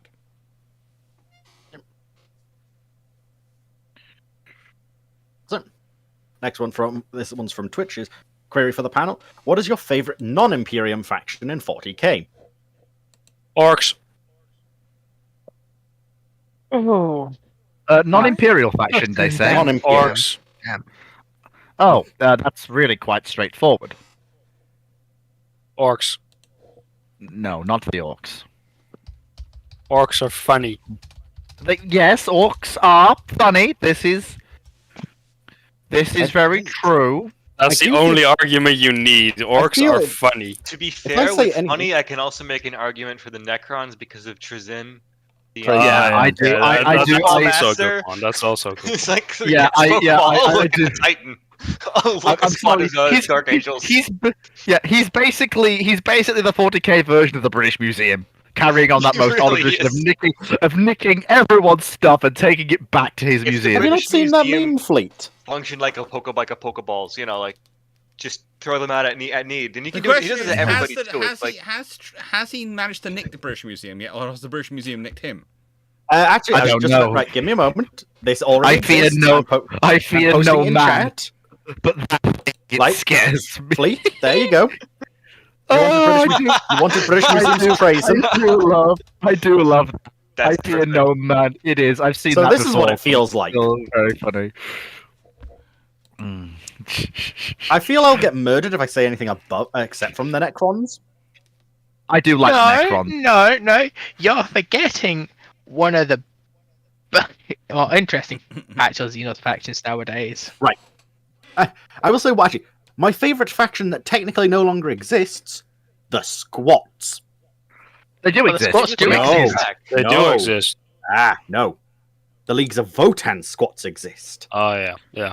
Not Oh, this you're is not the looking at same the group old of Squats who bring out the land trained, the battle fortress, all Yes, of but the they were a ludicrous little bit epic silly. scale weaponry. Yes, but they were a The ones who little bit sold silly. these- Yes, but they helped. But they also worked with the Imperium for a while and then got murdered. They sold. They did some trading and they created the most glorious of silly weaponry. Didn't they have them all eaten by the Tyranids to excuse Yes. them being deleted from the game? Yeah. Yeah, because basically they couldn't realize how do we do Viking space biker dwarves and mechanical marvels of monstrositous size that can rival all other factions. Because that's the only two options they had. They had nothing between basically scout bike speeder biker dwarves and these titanic scale war machines. I mean, I Also, could have it's- easily seen it work both. You just you just make dwarf biker gangs, interstellar dwarf biker gangs. Have you seen these things called the Leagues of Votown? Yes. Leagues of Votan are indeed nice, but they're not quite as good. I'll be honest, I do like the Tau equipment, but I hate the Tau themselves. So The leaks of Votan are the best because they're one of the saddest. Meanwhile, I'm just here wishing that the Eldar could get a plotline actually moving forward so it doesn't That immediately would be stop nice, cold. wouldn't it? But Except for the third book in the Irvine series is shite, and they're never gonna cut as bad, No, no. and they're never gonna. No. Oh, what's your Finish it. language? They have I know, indeed, corrected it. but they did indeed. Voxo, they did We indeed say continue that on plot this line. channel, the words are frigate, ship, cruiser, And and occasionally, and if you need to say this, Farragut. I'm sure you've said sloop Okay. before on occasion. Sloop is also a good one as well. What about the poop deck? but- But what's it No. called? Of course, the Dutchman had that to say. But Don't make yeah, fun of the poop deck. Votan, It's But a sacred they do. place. The Eldar did. I will. The Eldar did have their storyline continued after the third Ukraine book, Foxo. They had it entirely retconned because it You're was so kidding awful. me. You're And kidding. also It was their that No. bad. continuation was also basically just doing What? stuff with the Imperium as well, which is kind of, again, only the Imperium can actually get things done. At Well, least they are until the writers kind of the decide. protagonist faction, so I can kind of see. Then again, if you think but- about it, Phoenix, in this entire year, they've done all of 40k has done one thing, and it was incredibly minor. So I mean, no true, I one's have to say, getting we are also advancement. spoiled in this time period of the plot actually moving forward because it spent about 25 to 30 years not moving forward at all. Up until I'm also going to point out that literally we have Rowboat Girly Man and Beardy McBeardface as the two. Did I movers hear of someone the just Imperial challenge plot. our lord?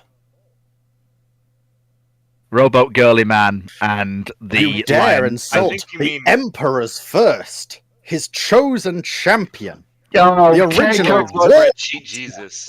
Oh, take a jump off a the short leader of cliff, the you. Emperor's first, Russ! the Oh. original uncrowned princes, the Oh, angels sorry, of I'm- death's namesake. Oh, for the love Russ. of God! If I hear any more discussion on Lion and his extended vacation that led to him growing a beard The for reasons I don't fully Glorious understand. Lionel Johnson, son of That the man- forest. Hey, Beards! That man No, no, was no, was glorious. I'm sorry, But, the lion is speaking lame. The as- lion spent. Speaking as an Iron Wolf commander, whose troops, of course, called Russ their lord, my troops, of course, every time they meet the first, have to perform their sacred duty of thumping them. I was about to say, technically speaking, if you went off actual honor duels, where Hence, if any, every the players time, would, every Dark Angels time me and my uncle are playing alongside each other, my artillery does an accidental friendly fire on his command squad. now that's It's the thing. the I'm honourable actually way to kind of- be. They removed the rule, but there used to be an actual rule for if you had a squad of Space Wolves in your Dark Angels army, or vice versa, the squad could take one mortal wound but gain stat bonuses for the rest of the battle. It was glorious. Oh my! Well, yeah, it's because there is the honourable tradition of the duel between the first and the Space Wolves. Oh, Anyway, I'm before I sorry, keep going I'm- on 40k rants, because I know, that's- but I'm sorry. I have to. Have you seen what Xenon has put? I suppose you'd rather be doing something else. Time with the Emperor not good enough for you, then, eh? like, Actually, I am considering if I do find myself with enough money at the end of this month, I will try and buy Space Marine 2, and if I can, I'll try and make sure Fleet gets a copy as well, and then I and a couple of others of my subscribers can I form a wish squad, and we can I'd hold off on do that. Space Marine 2. I'd hold off on that if I I'd were you. I would say you should hold off on it because Fleet has the same problem I have. I can't run the damn Our thing. computers can't run it. This is better than mine.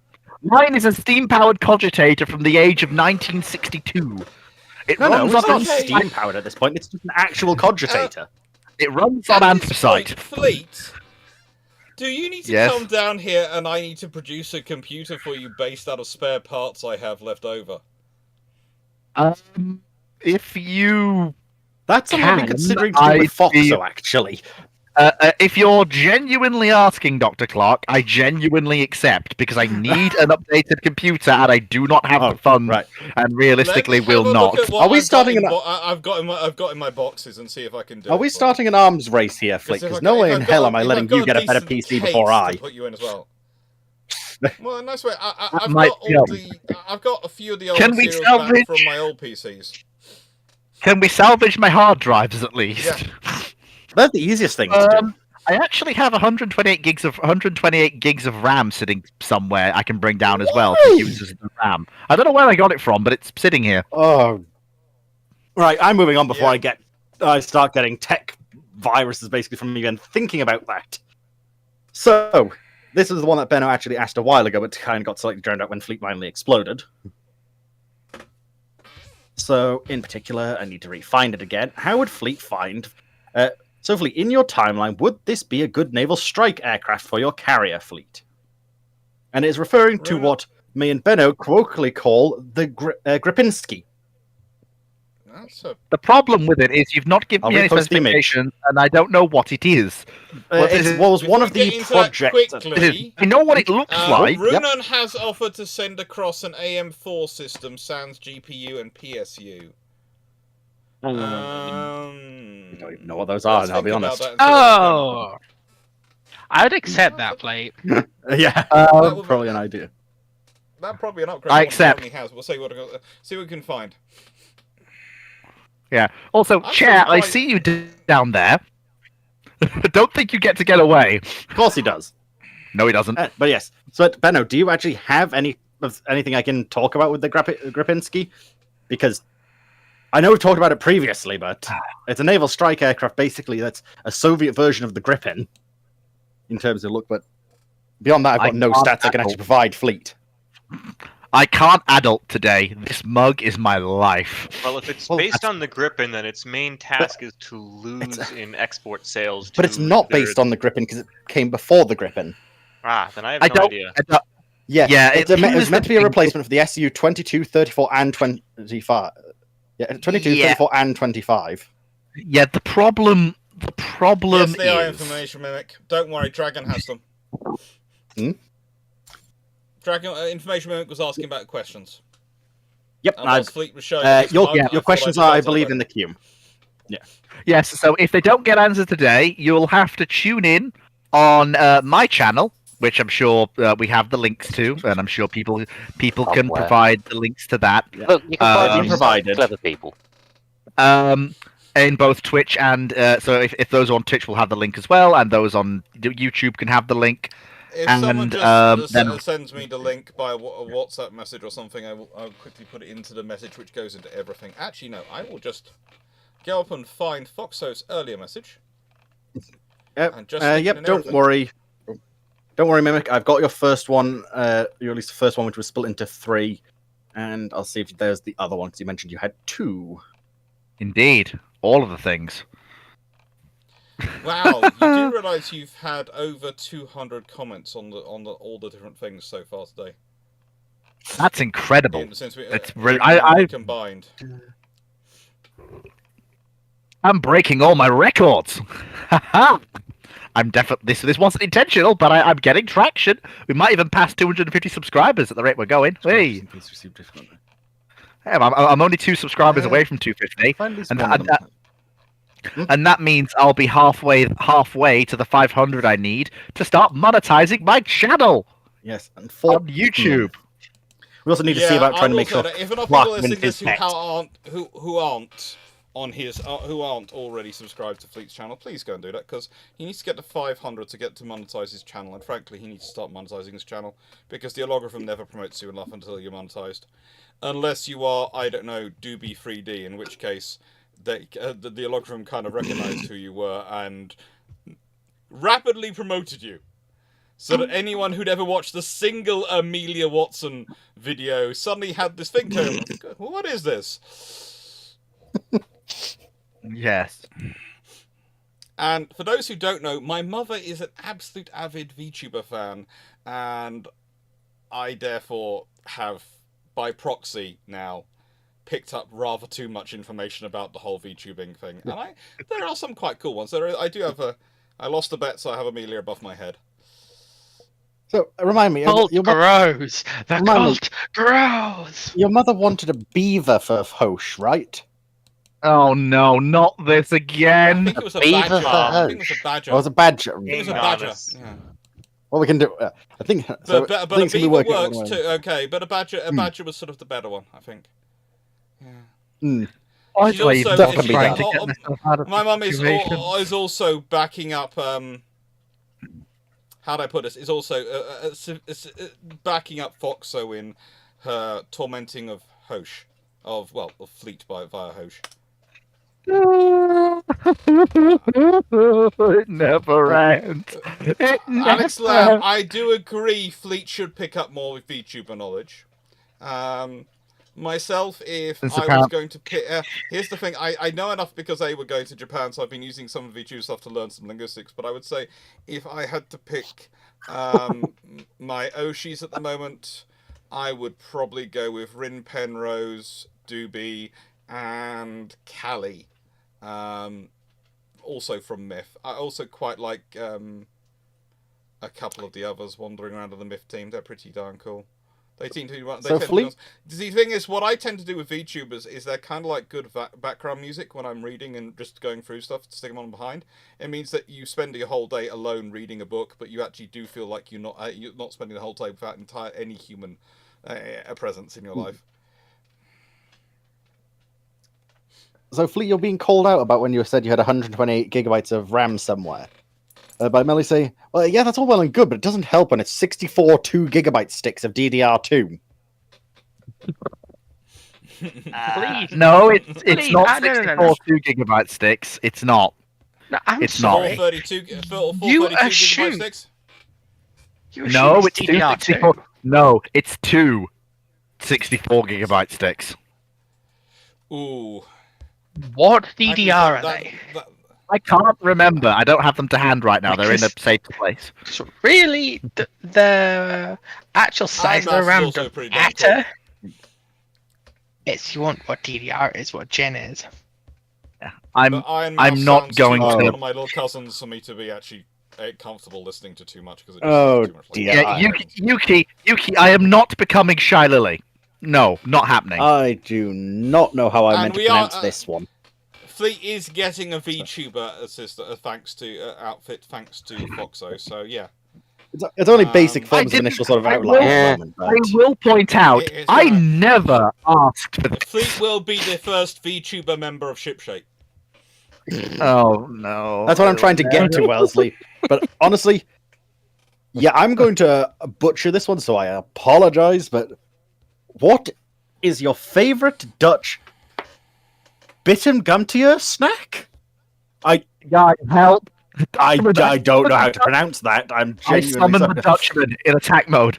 Like, Wait, the what? The who? but how many sacrifices do you require, Fleet? Like, the One question one is, what Prime level is he? Minister. Because we need to work out how many. If he's level 4, we can up to level 4. We can summon him without sacrifice. Dragon? Levels Oh, 5 and 6 bitte are Dragon. one. garnituur. Ah. Dragon? Okay. Mm. Frank Bamwell. We're yes, all nerds badgers. here. But badgers might Bitterballen. be more, Bitterballen the goats. are more dirt rather than beavers, more naval/water. But the thing about badgers is they are more French military, and also it gives it slightly more martial prowess for Fleet's illustrious nature. Illustrious you nature. can None do- of my family have even done military Plus- service. Plus a badger/Hosh themed VTuber model, as in a badger themed ship girl, we just felt would, really set off Fleet's personality. Well, apart from that one family member who emigrated to America and fought for the Confederacy during the Civil War, but apart from him, Well, I'm fine with zoning out on that. I don't need context. I don't have context either. All I know is that it happened. And this is far back. It's one of the. It's not as far back in our family tree as we've gone, but it's fairly far back. It's not called a Donathon night, it's called a Historiathon, and there was a video which was scheduled to go up on my channel this evening, which I had to quickly pause going up because we're doing this live. because I didn't want a video Sorry! to be live while this channel. This was on. So that video is going to be delayed now till tomorrow morning. Tomorrow at some point. Sorry, everyone. This wasn't part of my plan, sadly. There are Yes, videos. Fleet. It's going to cause fun with the videos this week, but we'll sort it out. We'll get it sorted. 881 Yes. Squadron was going up tomorrow. Is going up tomorrow, so probably Oh my what I'll do Oh my- is move the Historiathon to the Hell. evening video and sort of move 881 Squadron I'm around. sorry. Sea Donners, I can respect the choice of beverage container. Very, very nice. That's a fair point. There's actually a there's like a stall in the Christmas market that does all sort of horn things. I do need to get some. Oh well. Give me uranium. But Fleet, what is your favourite Dutch, whatever Guy said stack? Bitter garnituur. No, like those snacks covered in. Like I know the Dutch word for it, but it's like you throw it in. Well, you fry it. You fry it pretty much. You fry them? Fry. They're like a donut, Again. but not. I don't know. There Are are they- several. I'm trying to remember because there were some really nice things I had once in Like bitterballen, that in sort of Amsterdam, stuff. which were Croquettes. fried and Oh, yeah, right. sort of like that. They were nice. I don't have a favorite one of those things. Yeah.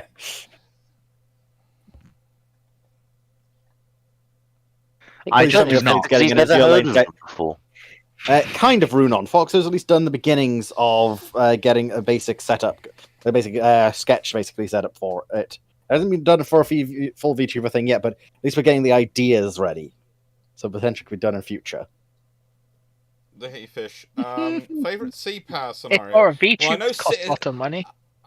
On Yes, sea power yes, scenarios, I know Cyclic is currently putting one together as a custom one for fleet, etc. I am not allowing myself sea power or Space Marine 2 or anything until after the Historiathon, because otherwise I won't be ready in time. So yeah. If Honestly, I get any of those games before the Historiathon, I won't be ready in time. I will point out that I'm basically not being quite. I'm basically Shanghaiing myself into being part of the Historiathon by basically making You myself say build that. World of Warships. You say that. Yeah. No. I'm sorry, you have a place. Right, Fleet. You are not the person. So, sorry to slightly distracted from my thing. You are not the person who's like, yes, we are now. Me and Fox are now in this chat. First thing I see is before I even was there. Right. It was a case of, perhaps I'll ask Fleet. Oh no, perhaps Dragon's better ask. What if we get Fox This to run wasn't- clan battles? This wasn't my idea. Still. You can tell I haven't been paying attention. What? No, do it. I don't. I'm gonna shut up. I If I can't. knew what Don't share it. It's okay. If I knew what was going on, I'd know what was going on. Oh, by the way, Garden Chair's also going to be featured in the Drakestrom Dreadnought discussion, dissecting detailed dives Yes. directly What? I see. downwards This is why I. into warships. I'm just gonna. You just tell me what's happening, and I will probably show up. Yeah, be free at 3 p.m. on the 2nd of December. Cool. That better not Don't be late. No, it's a Monday. That's good. That's fine. You're looking directly at me very regally. I'm sorry. I've got a poodle staring. this at me. poodle or corgi? Staring. Poodle. Oh, this is Poodle! the poodle. Look, the thing is, the poodle and the corgi have decided different sides of the house belong to them at different points in the daytime. Okay, during the daytime, this is a part of Raleigh's section of the house, and the lounge, etc., is the corgis. During the evening, Raleigh's section moves to the other wing of the house, which sounds funny to say, but it's a bungalow. So the best way to describe it is wings. It's not a massive house, but it is sprawling because it's a bungalow. And Bungalow. I end up without a dog, and the corgi stays in the same place because this one just decides to move around because he moves around depending on where he thinks is going to be warmest and best view for the day. That's very funny, but also very true. Yeah. When he thinks my computer's turned on, he wants to be in here for the day. When my computer's turned off at night, no, he wants to be elsewhere, where there's underfloor heating. That makes an uncomfortable amount of sense. He also does like the camera Next John question, for Moon. Yes, he does. He is a poodle. They are camera hogs. They are absolute camera hogs. And he has learnt that if he appears on camera, people say PT, and he gets a biscuit. Yes. What? It's kind of like when the corgi appears, people put CT, and the corgi gets a treat. And there's FT for right, Foxo to get a okay. treat. So that's the Which way it Dragon works. has to give her. Yes. But the less said about that, the better. Those Oh, the have you known rules. the treats she gets entirely FT PG? is for 90% of the time. FT is Foxo treat. CT is corgi treat. PT is poodle treat. Those are the rules. Yes. If you want the next one, Fleet, this one I believe was from Knight. What killed the Clemenceau class subclass of Richelieu carrier conversion off? Basically down to the fact that France had no money. Well, also being invaded what didn't help. But That's what kills No, off most things. no. No, the Clemenceau class rebuild was something they were considering post-war, and then they looked at the budget and they went, we can have Jean Bar completed and carriers later, or we can have Clemenceau completed and no battleship at all. One of them we can have far sooner than the other one. At which point they all looked at each other and went, "Yeah, I think we all know what needs to happen here." See, a battleship is still a practical capital ship in this period. Especially since they were able to, with Jean Bar, basically rework her from the ground up. It's the thing is, people think that the carrier comes in and immediately, as soon as the carrier gets worked up to a level, that's mainly the end of the battleship. And no, the battleship's still useful for quite a long time after that, and still a viable frontline unit in some of their cases for a fairly good time of that. But the thing is, it's the carrier's reach which does for the battleship, because it can just reach longer distances. But also the carrier has a versatility the battleship doesn't have, because for the battleship to change its main armaments, you have to rebuild the entire ship. For a carrier to change its main armaments, you have to fly the aircraft off and buy new aircraft. Yes. One requires the ship out of service for about 4 years. One requires the ship out of service for about 4 minutes. Mm-hmm. Well, not even that. You can just do a rolling replacement of the airframes. Surely, just land some, take them off. Oh. Yeah, don't even. You can, but let's be honest, the sheer amount of paperwork that's going to turn out is going to shut down everything else. That would actually be hell. Yeah. Yeah. It's not the aircraft that's the problem. It's the paperwork, Chair. It's not the aircraft. Literally, you've got one civil servant stood there to the Navy officer. Hey, Navy officer, cinder block, and he throws a cinder block sized chunk of paper at the naval officer's head. Just. No, it's like I was having a conversation the other day with someone who went, "Why is it there are Ministry of Defence civil servants have said they've been deployed? Why would a civil servant be deployed?" And I go, the sheer amount of paperwork which follows British Armed Forces going to war these days means that yes, civil servants are routinely deployed to places like Afghanistan and Iraq when we were operating there to do the paperwork. Because someone has to. The amount of paperwork the British Army goes through not deployed is obscene, and I hate it. Please save me.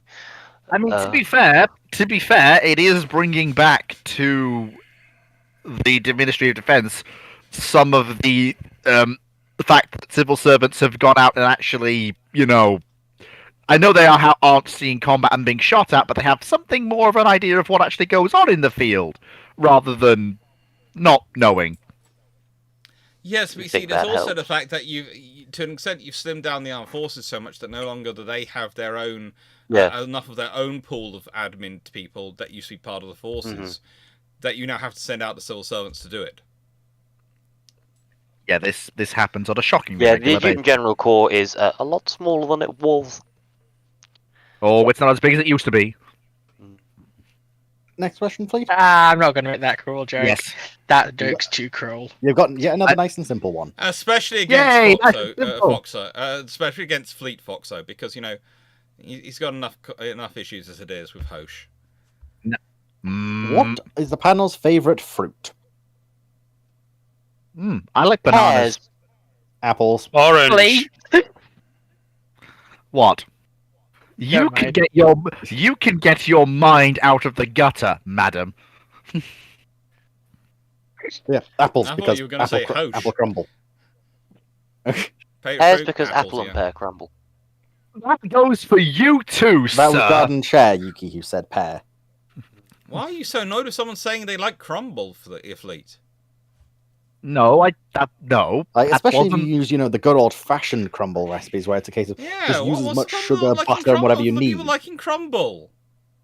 That wasn't what I said. Oh, for Crumble's God's the sake! best fleet. This You is have to be crumble-based slander. careful. You have to be careful with all the crumble recipes because there's a good chance they'll contain cocaine. No, Cromwell? no. Why are we What's the talking difference? about Where- Oliver how- Cromwell? Sorry, tell me again how the No, 17th Crumble. century It's a uh, dessert. Right, Benno. I know housewife you're an gets their American, hands on some and I of know the real finest fruit is a Colombian. strange thing, but it does exist. Real fruit is a thing, not just fruit flavoring. Fruit flavoring is awful. I know. Most of it. And also, cooked Oh. apples taste wonderful, Yuki. I don't know about the sensory issues, but properly well done stuff is good. Yes. This is a. We've answered that one before, Wellesley. Answer, impossible. What is? The practicality of doing a server event where basically people represent nations from the Washington Naval Treaty and try and have them negotiate terms. Doesn't Yeah, that's just work. you're just asking for a Discord fight. And also, it doesn't work because none of the motivations behind the historical thing exist. People will push for basically I can see non-negotiable. Vauxhall arguing for 35,000 ton battle cruisers with 16.5-inch limit. This is the thing, and then if anyone is No. No, 15 because she inch wants limit 18-inch dragon. guns. No, 15. Well, no, 15 is your step 15, down but limit. you don't cap the speed. That's the thing. But you would have to still cap ton, these. Yes, this battle cruiser shall go 58 knots. I was thinking more 36, to be honest. Honestly, I would seeing a battle cruiser go at 56 knots or whatever would be honestly interesting to see. Hydrofoil battle cruiser. I now must build this. No. No, this isn't Naval Right. Ops Warship Gunner. Right, moving on then. This one was from YouTube. So, in particular, tonight asking, why wouldn't the Canson HMS Eagle not give the Royal Navy Sea Gladiators and Swordfish? Because she can't. You Canson cannot take their knowledge or their items and give it to the actual people. It's not how it works. Keep in mind, these Yeah, planes magically materialize on their ship to launch and then magically disappear again when they finish their attack run. Yep. They just can't, I'm afraid. Like, Can't do it. Don't work. Knight in the What he nicest said. way. I've already got Princess Diaries in there as a React content for the as a tier for the funding reaching for the Historiathon. There is no way I'm adding in as a lane 2. oh no. There is no Oh no, way. I think he's chose the wrong things though. He's just chose the promotional videos. I think if you were really doing that, Knight, you try and convince him to watch the anime. I mean, What is the I slideshow far for worse. Fleet. Well, to be fair, that's just Discord and the joy of Restream working Discord's over because acting it up a bit. overloads internet a bit, and Discord's acting up a bit. But honestly, I haven't dropped frames now for the last hour and 35 minutes. In fact, I'm now down to a drop frame rate for this video of 0.01%. But it dropped frames You at the haven't beginning when dropped I was any running frames. Facebook as well. Yeah. Meanwhile, Fleet's sitting here dropping frames left, right, and centre. In fact, I'm dropping so many frames, you may as well call me an art gallery. Next one. Aren't you that goes running it forward over off a your cliff. phone or something? No. This is my desktop, but because This question could cause a fight, I feel. Oh boy. Okay. Which spacecraft named Enterprise looks the best? Okay, while we have that conversation, I am going to quickly go and how to put us get a glass of milk. I would argue No, for you the don't need Enterprise to make- F or E. You good boy there. 1701 Foxtrot and Echo are some of the best-looking ships named Enterprise You ever put in did space. not just sit there and tell me that the refit Constitution is one not of the worst of them. Them's fighting words, sir. Indeed, it is. Bring it. The originality of the design, how nice It's the a refit. saucer looks, the It's a lovely refit. thin... It's just an updation of a design from the 60s. And So therefore, it is not original. that doesn't matter. You just said it was original. No, but I said originality. Yeah, but there's no originality there. It's just a refit. That doesn't Alright. change the fact. And also, the refit is even worse when you think the logistics behind it. You can't just sit there and just you. Yep, I agree. I agree, Sierra. The Sovereign class is an excellent one. It's definitely over my first or second. My list would probably go Enterprise F, E, B, and D for basically the top 4. Oh, whack. Now, admittedly, I will place the refit Connie above the original Connie, Strange New Worlds Enterprise, and also over the NX Enterprise. And also probably over the Enterprise C, because I'm not the biggest fan of the Ambassador class, but it's not bad. But I would not rate it that highly.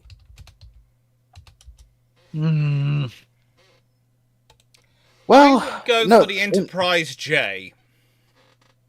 Ooh, an outlandish choice, but not the worst. The Flying Pancake. Yes. That's a you. It does have an entire city on board. It's got multiple universities. Yep. Steam It Runner's must nice be what it fish, but sounds no like when I talk Enterprise has about ever had a trains Steam to my Runner class. friends. I could. This is, Yep. Enterprise J is where I could be both captain and could lecture in university and teach naval history at the same time. That's a steamroller. Ah, and now Sierra, you piqued my interest. Enterprise, And I could The also Enterprise wipe F out is every single one of gorgeous. your enterprises, even if they're all in a group together. I'm going back to my little hole of comfort yes, I know zones. exactly which server you're referring to, Wellesley. No more comment beyond that. But yeah, no, the Enterprise F, in fact, is even so beautiful. It went from a secondary canon source to being made primary canon. What other Enterprise can boast of that? I feel as though Like, don't get me wrong, but the refit Connie and the original Connie are good for their time. Is this the point at which But I admit when that my you- favourite ship in Star Trek is actually the Defiant? Oh, I can understand that. I'm personally not the biggest fan of the Defiant class, but I do like its characteristics. Mhm. No, Yuki, NCC 1701 Bravo or Beta is also gorgeous. It's also what gives us the Lakota refit subtype of the Excelsior. And the Excelsior is the workhorse of Starfleet. God, I must The be only- insufferable. The only problem with 1701B is apparently her crew end up getting a disease and disappeared. She's one of the few Enterprises we don't know what happened to her. She's just vanished at some point. If it's anything like the Enterprise we've watched so far in previous videos, and judging by the careers of Archer, Riker, and of course the first captain, And Mr. Kirk, yeah. Yeah, I'm guessing that actually what they found was a planet like Risa, which was just basically non-stop hedonism, and they've been lost there ever since. And Starfleet, being the prudish organization is, can't admit that that's where their ship currently is parked, and they're never getting it back. Are trekking across the dear. universe. Yeah, see, not as- right. If you ever want me to say, right, there's one thing that the Connie refit will always beat, and that is the JJ verse Connies. Yeah, but no one likes the JJ verse Connies. Sod the JJ verse Connies. All my homies hate the JJ verse Connies. Even I hate the JJ verse Connies. The one thing I'm the just JJ verse surprised you Connies have are good homies. Okay, that's not The one- the JJ Abrams comment is not what surprised me in this whole thing. It's that you have homies who you call homies. Why are you people surprised that I have slightly different things that I do around my worldviews? Now, there's one good thing the J.J. Connie ever brought to our reality, The time it and died. that is in Star Trek Online. You can use the eject warp core console to propel your ship to warp factor 5 without ever going to warp. The other thing about the If you- JJ verse is that the Star Trek, the Kelvin timeline dreadnought has hangar pets that do more damage than half the player base in game. Please don't remind me about the actual damage output of the player base. It depresses me, Sierra. I mean, you depresses see me my so builds. much. Yeah. Those drones do like 50k damage by it, like DPS by itself. Sierra, I am a Now- carrier main. Like I have like 2, and I think due to stacking traits, I now have 3 full hangar bays technically. The fact Carriers? that, yes, Star yes, Trek? it's gameplay. And also, when these are carriers, their small ships Dragon, they're launching Dragon, are very you only large. play carriers because your game looks like a No, slideshow. my game's actually fine in Star Trek Online because Star Trek Online's ancient. No, the ships I have trouble with is stuff like Starfleet Defiant. Command Gold Edition, which is an oldie but a goodie. Not a bad choice.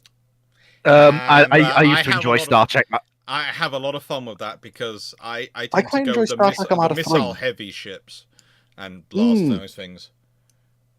I Please quite tell me like people- the Sins of Solar Empire mods, which make it very good for Star Trek. Yeah. Please tell me people know what I mean when I say Star Trek Legacy. Well, duh, but you chose an No. awkward one. It's a nice game. I enjoy it. It had. I think nice currently we've ability tortured to- Cher enough. I think we Oh, have no, tortured he's Cher enough.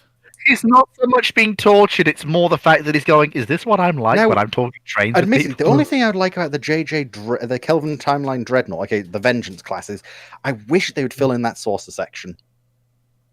Oh, don't we Like, all it wish doesn't that? look Hey, it doesn't look the worst, but I Fleet. do wish it was filled. You actually might have something to actually be able to revert, Hosh, get you some of your Hosh stuff back on Runon with.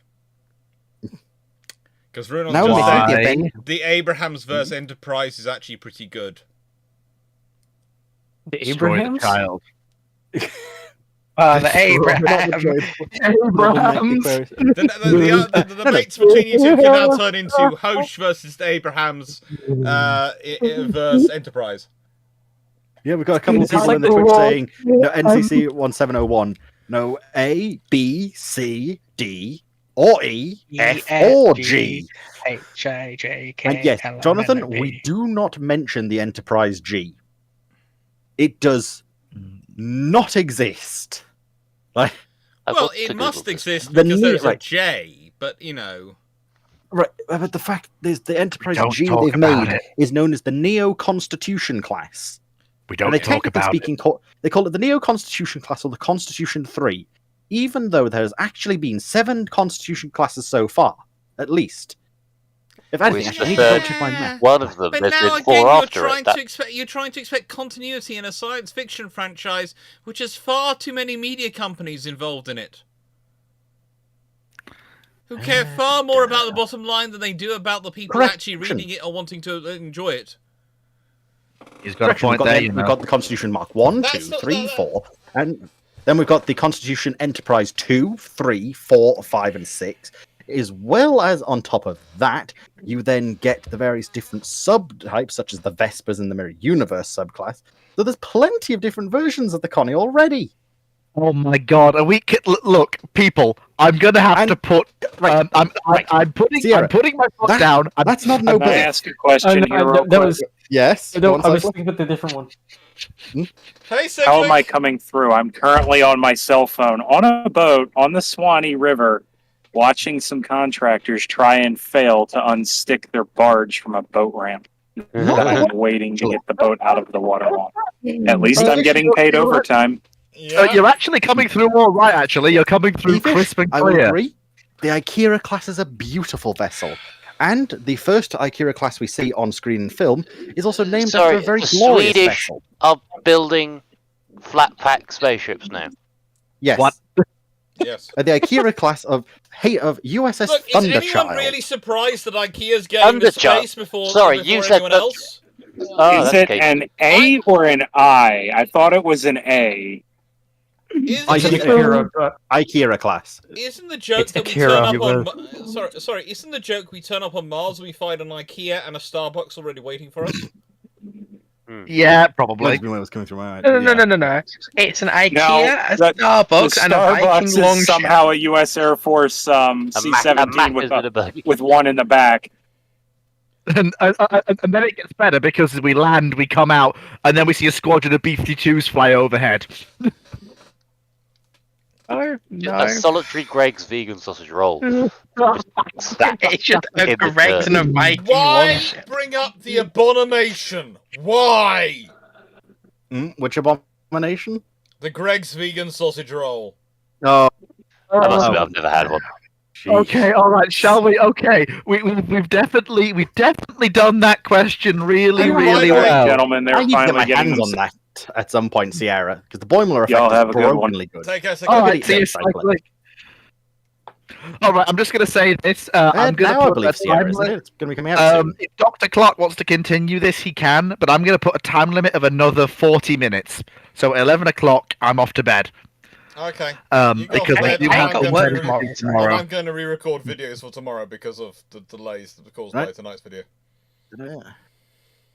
So we've got 40 more minutes for people to plow through questions. Right, so plow first.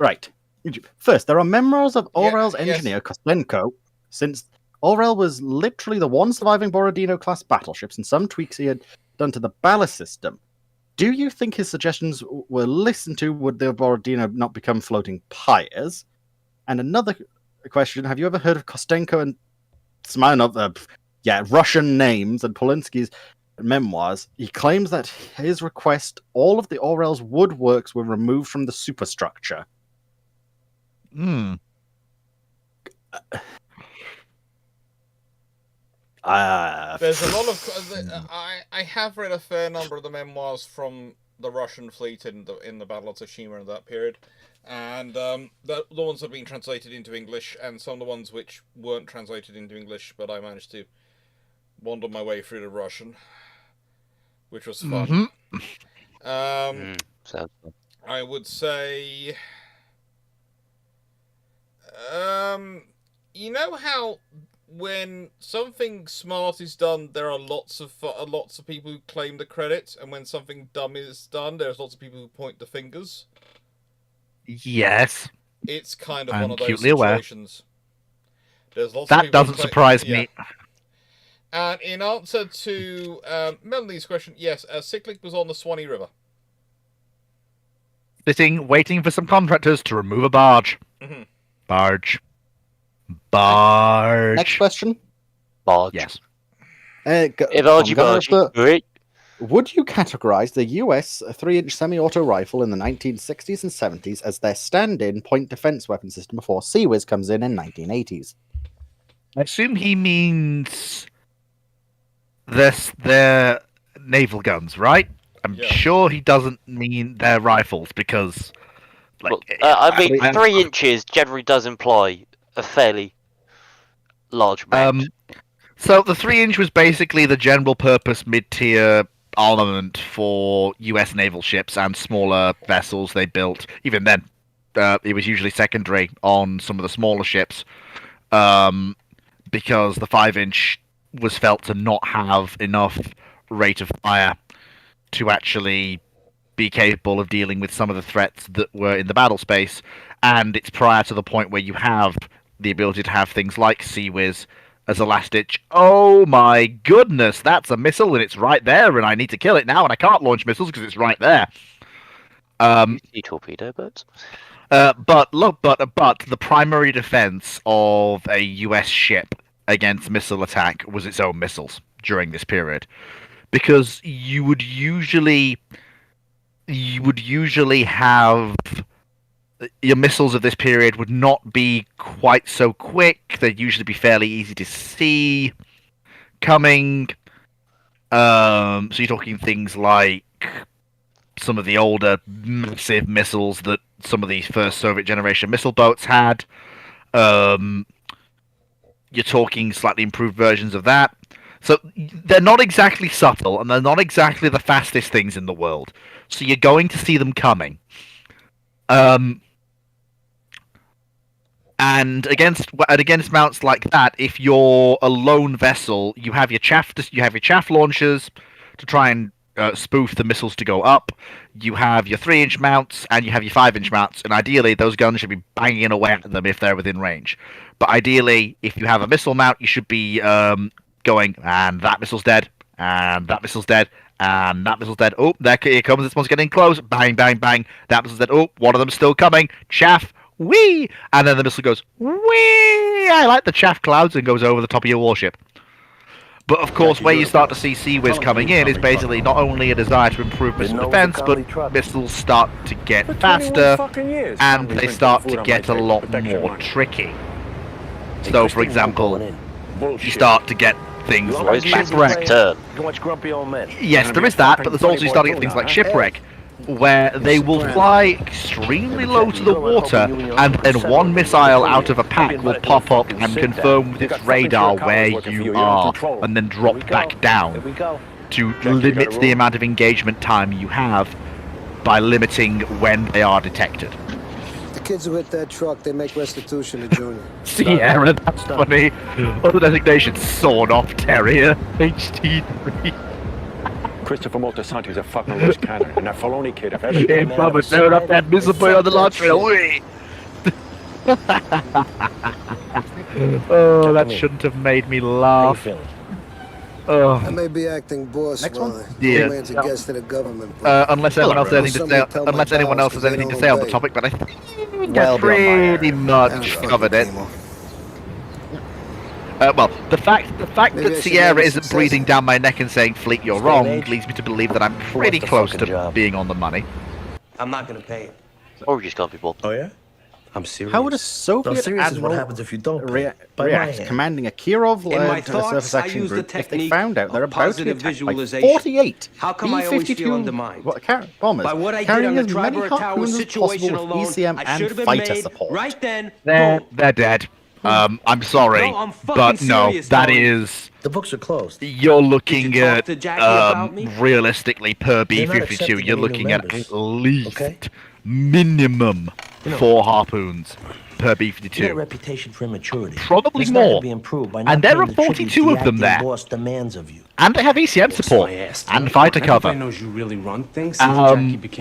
are not enough anti-air missiles in that task force to stop the horde that is coming. You are talking at least 40 times. At least. Oh my goodness, that's a lot of missiles. It's never pleasant. Yeah, and otherwise I'm having a good week. That's just that's just bad time. That poor Kirov commander. The best thing he can do is leave his escorts behind to block as many missiles as he can, turn the Kirov around, crank up to the highest speed he can possibly manage, and take billy big steps in the other direction. Because there ain't no other way he's going to survive that.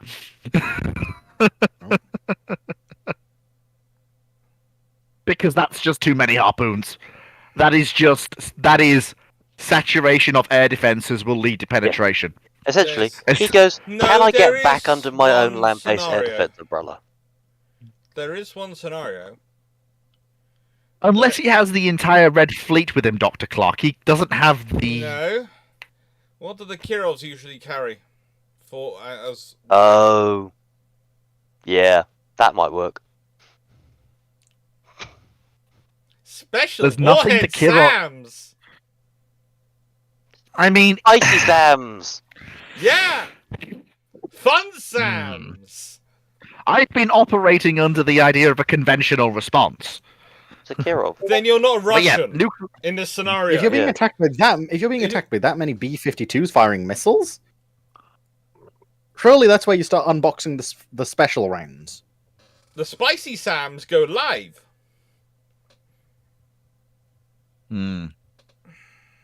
Yes.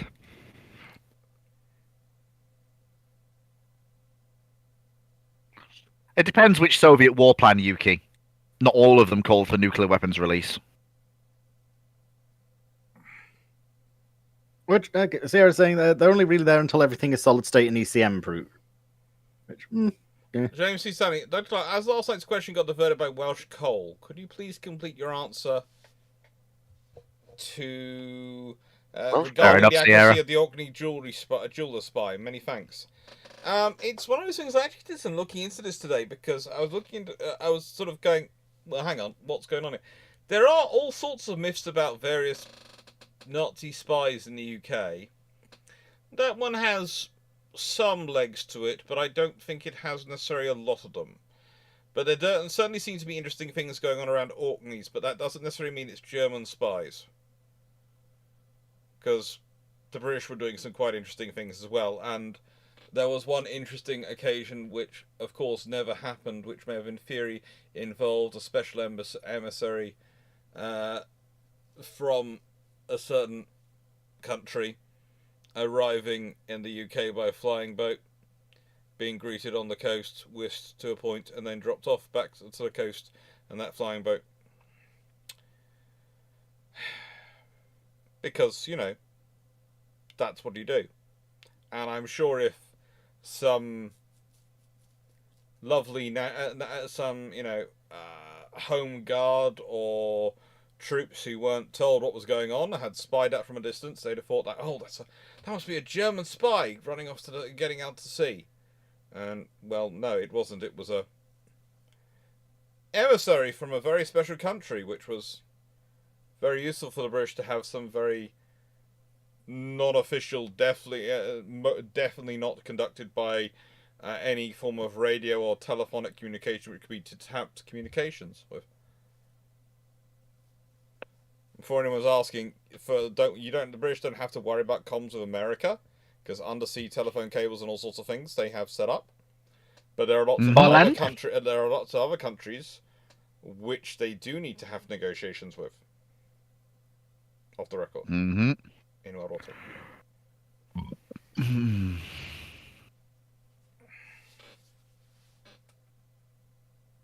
Apparently, my father's sergeant of the guard watched him row out to the U-boat. Yeah. I mean, it may not have been a U-boat, just because it's a lot of submarines looked very similar in that period. May not have been a U-boat. Hmm. Could have been an Italian submarine. Could have been a British submarine. How would an Italian submarine get out of the med? It's. Oh, if anyone... They did. Brute force and ignorance. Apparently someone's hearing some Sopranos episodes through here. That was, unfortunately they hadn't closed the door. I think my mum and sister were watching that. So, I didn't realize it was being picked up. Because it was... Yeah. Sorry. The hot mic is very distracting. Well, I didn't realise the mic was going to be picking up the television from the lounge. I didn't realise it was that loud. But they closed the door, so it's gone off, I think.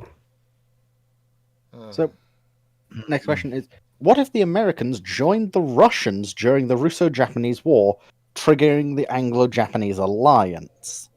That's a kettle of fish. What reason would the Americans even have to join the Russians in the first place? Simply put, they don't. A good way to lose your fleet, because that gets the British involved. Probably, if it happens, it's going to be at the point when the Russians are sending their fleet out. So, bye-bye Russian fleet in the North Sea. They're never getting out there, because that immediately activates the Anglo-Japanese alliance. And then the Americans are basically left with. I mean, the thing is, America. The only funny thing is, it's actually one of America versus Britain in the British Empire at that point.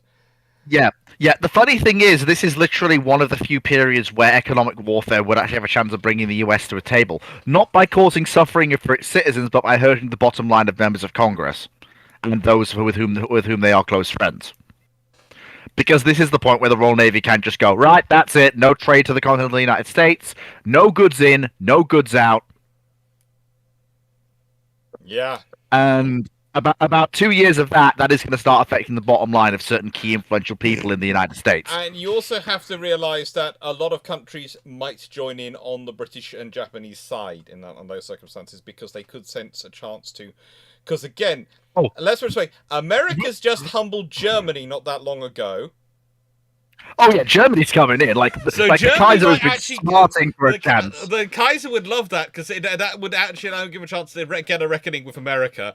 So America could find itself fighting Britain, Germany, Japan, the whole of the British Empire, of course, but also, frigate, if it gets really bad, they could also fight the French and the Italians as well.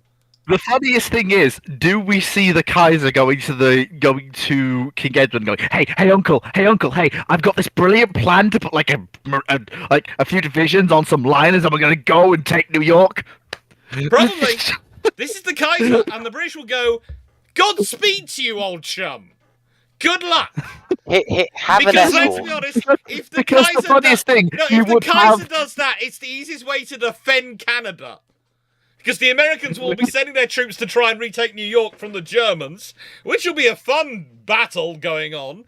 The funniest thing is, it will actually be sustainable. It will actually be a sustainable invasion because they won't be able to stop. No, yes, because it'll have New York Harbor. Even though it's damaged, it'll still be enough to support the troops. And most importantly of all, he has the Royal Navy backing him up, so he's not going to be able to be cut off from supply. I'm more thinking of just how much supply you can have to try and get in there. And just think how large a German army he could deploy.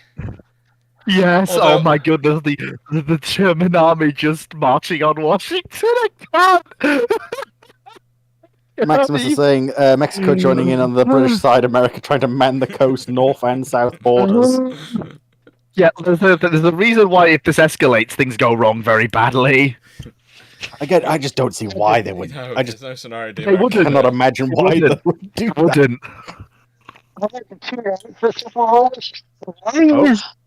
Why are we getting invaded again? Why are we invading Canada? Didn't we learn this on the first few times? Yeah, the whole thing that we just had a discussion over. Yeah, it's all right. Don't worry about it. Okay, fair enough. So I had to pick something up. It would be highly amusing and so chaotic. And I also get to see somebody try and rapidly exceed the weight limit on their pickup truck. That never In ends 1905. Interesting. Oh dear.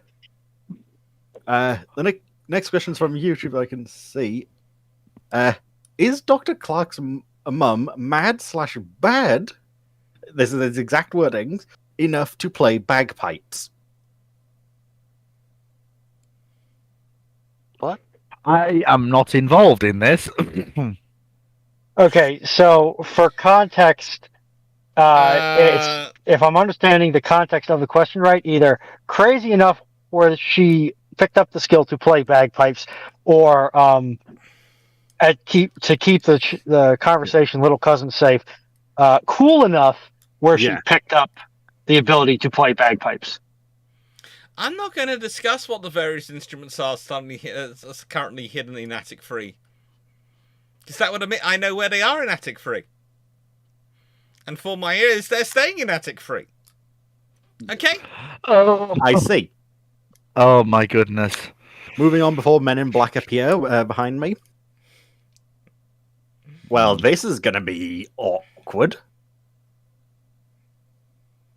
So, what if phasers replace all large caliber naval guns in 1930? Can I just respond to something to Feral Liner there? Yeah. We're talking about 1905, the Russo-Japanese War. I'm sorry, as good as the Americans are in terms of their arms, the Germans could probably take New York, and the British would probably blockade the rest. The British really wouldn't be trying to invade America. The British just aren't that interested in it.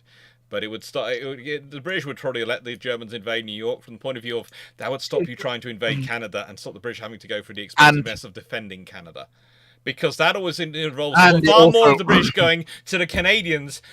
Please stop adding new lines to the Geneva Convention.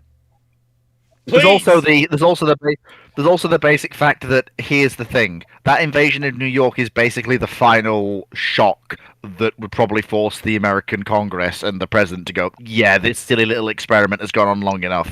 It's Yeah, time to 'cause suit. It's time to seek terms. We're talking about a scenario where America decides to back up Russia in the Russo-Japanese War, which triggers the Anglo-Japanese alliance.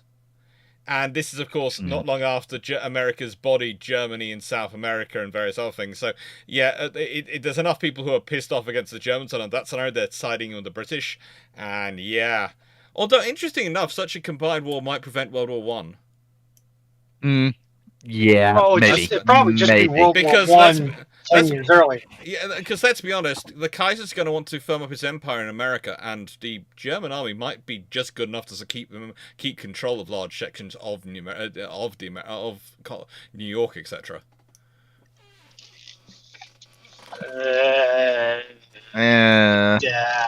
In the long term, maybe not. But... In long term, no, because in long term, the Americans will be looking for a reason for another war to get it back.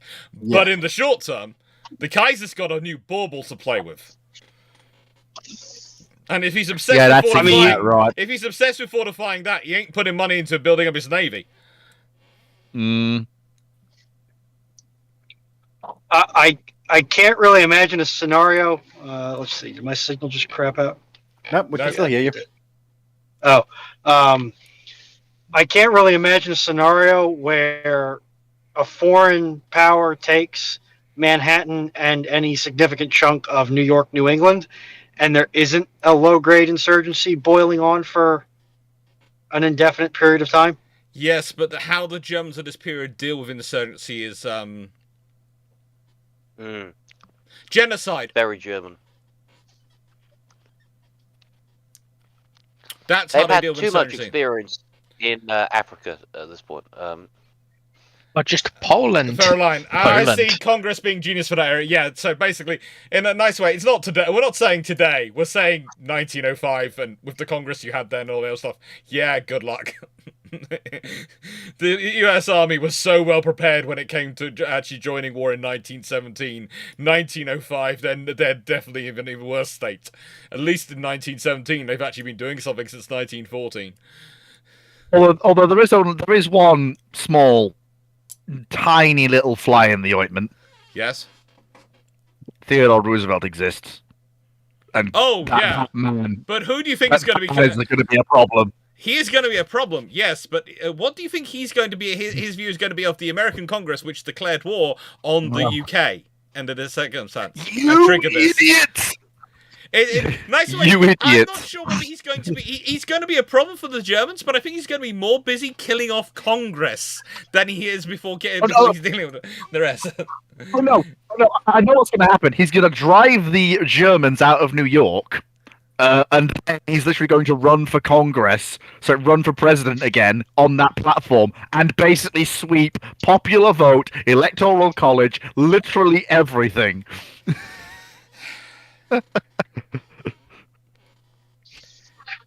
Potentially. But okay, all right, well, here's I guess Theodore here's a Roosevelt question. first among equals. Just desserts and all that, but does the UK continue to back Germany if Germany is trying to put down an insurgency on U.S. soil or formerly U.S. soil with an iron fist? No, absolutely not. I mean, to be fair, as soon as they land in New York, and as soon as the war's over, the UK goes, Germany, you're on your own. Yeah. We advise you to give it back. If you don't, the rest is on you. Yeah.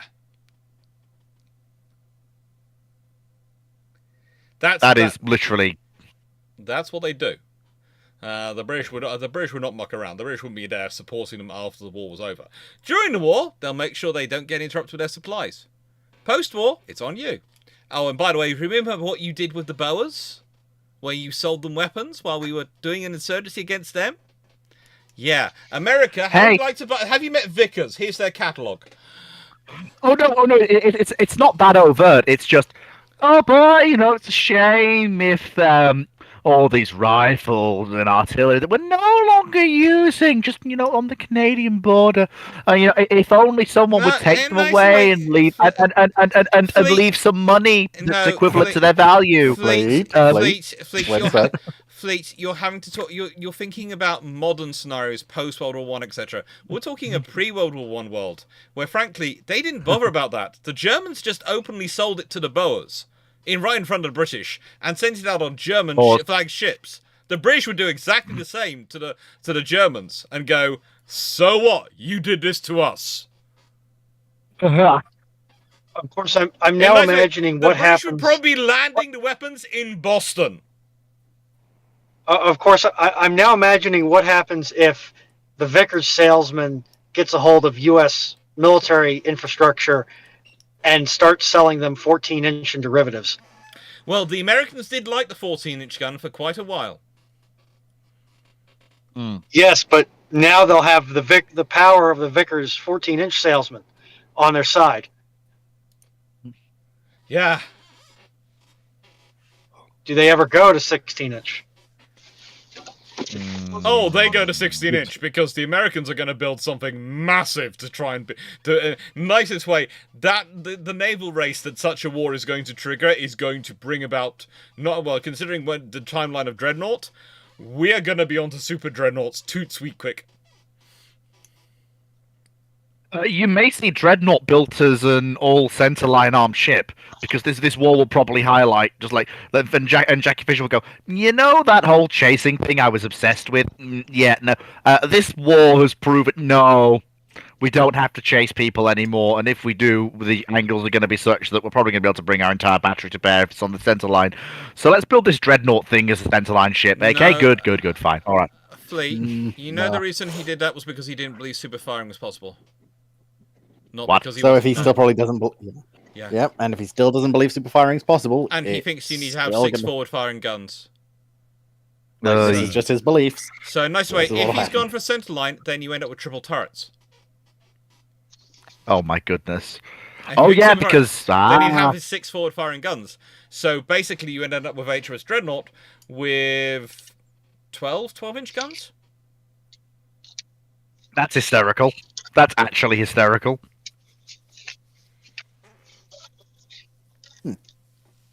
All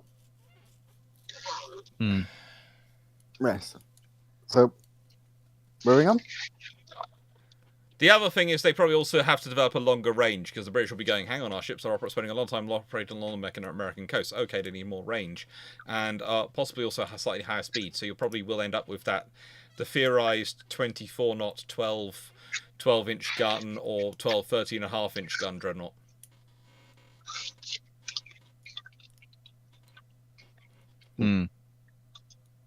So then, if that poses the question of if something recognizable as a Queen Elizabeth gets built, does Agincourt come out with small tubes and twin 18s? In the nicest way, in the simple way is, if you consider if they start developing faster ships and they want longer range, they're going to be pushed to go down the small tube boiler route earlier. So you're probably getting to the small tube boilers by the time you get to the third generation of battleships. They were suddenly available, so small tube boilers will be standard technology by the time you get to a Queen Elizabeth level production. And honestly, she'll probably be armed with, if they've started off on 15-inch, 13.5-inch, or even 12-inch guns. If they've got 12-inch guns and they're going up triples, then yeah, she could have. They probably have 12 guns as well. There'd be triples as well. There's also the scenario where they do put 5 turrets still in, and she has 15 12-inch guns for HMS Dreadnought.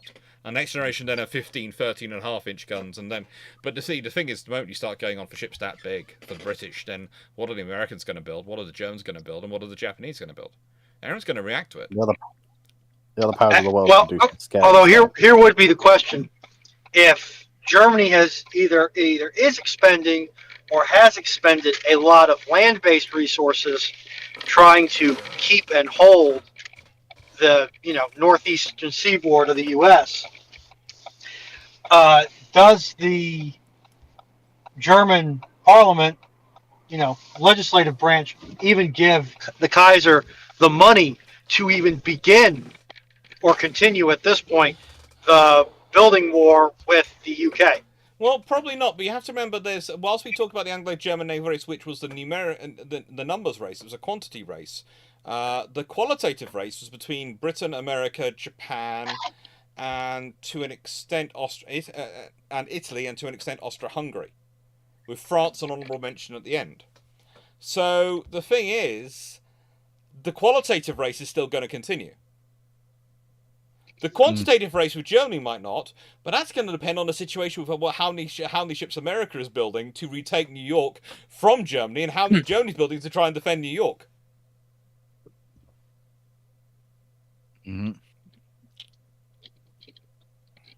Because Germany's basically at this point captured the economic heartbeat of America.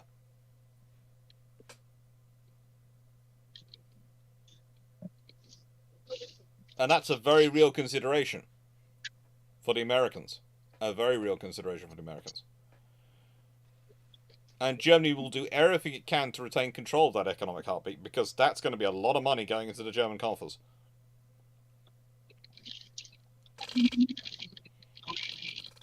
Would battlecruisers... Yeah, but who are they going to... We see a jump directly to fast battleships in this scenario. Jackie Fisher's still alive, there's still going to be battlecruisers. Who are they? I'm sorry, but who are they going to trade with internally unless they've managed to kind of, capture territory that goes all the way up to Canada? Because there'll be an official peace treaty.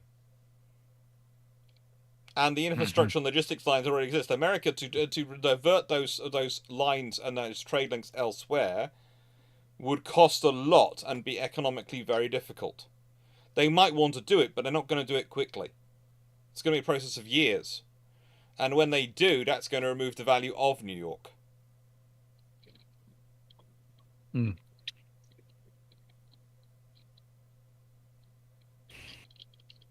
It's incredible. It's an interesting scenario to work through, but honestly, it does lead to probably about 10-15 years later another war between America and Germany, probably over the low-grade insurgency and some sort of event happening which sparks the war, and America and Germany duking it out, and the British just watching as they break each other. The next two largest fleets in the world break each other.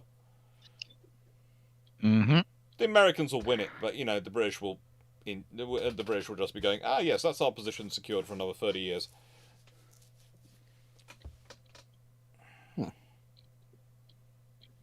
Yeah, basically. And with that, as we come up on 11 o'clock, that's the word. Yeah. 11 o'clock. 2300 hours, as those of us who are civilized would call it. Indeed. 11 o'clock or 2300 makes the same thing, it's just one of them is a different type of clock. As we know, 24-hour clock is the superior form of measurement. Yes, I'm sure. 2300 hours. But, yes, so, as we are coming up on 2300 hours, and I am absolutely freezing out here, because I have no radiator, and I only have a blanket to keep me warm, I am going to... a blanket. I have 3. It's still not working. Have you tried a hot water bottle? Yes. Have you tried not being a coward? Oh, come on, that's not fair. As someone who also cannot stand the cold, I understand his points. Either way, so I will bid you all adieu. Thank you, everyone, for coming to Fleet's Random Ramblings. Again, of course, I'll be saying it every week. Don't forget that we have the Dreadnoughts Drake's Drum discussion, which will change every time I say it at this point, at the rate we're going, on the 2nd of December at 3 o'clock GMT, so that's 3 p.m., which is 1500 hours GMT. There you go, all the time systems. So don't miss it. Take care. Take care, everyone, and I'll catch you all next time. Bye-bye. Toodles.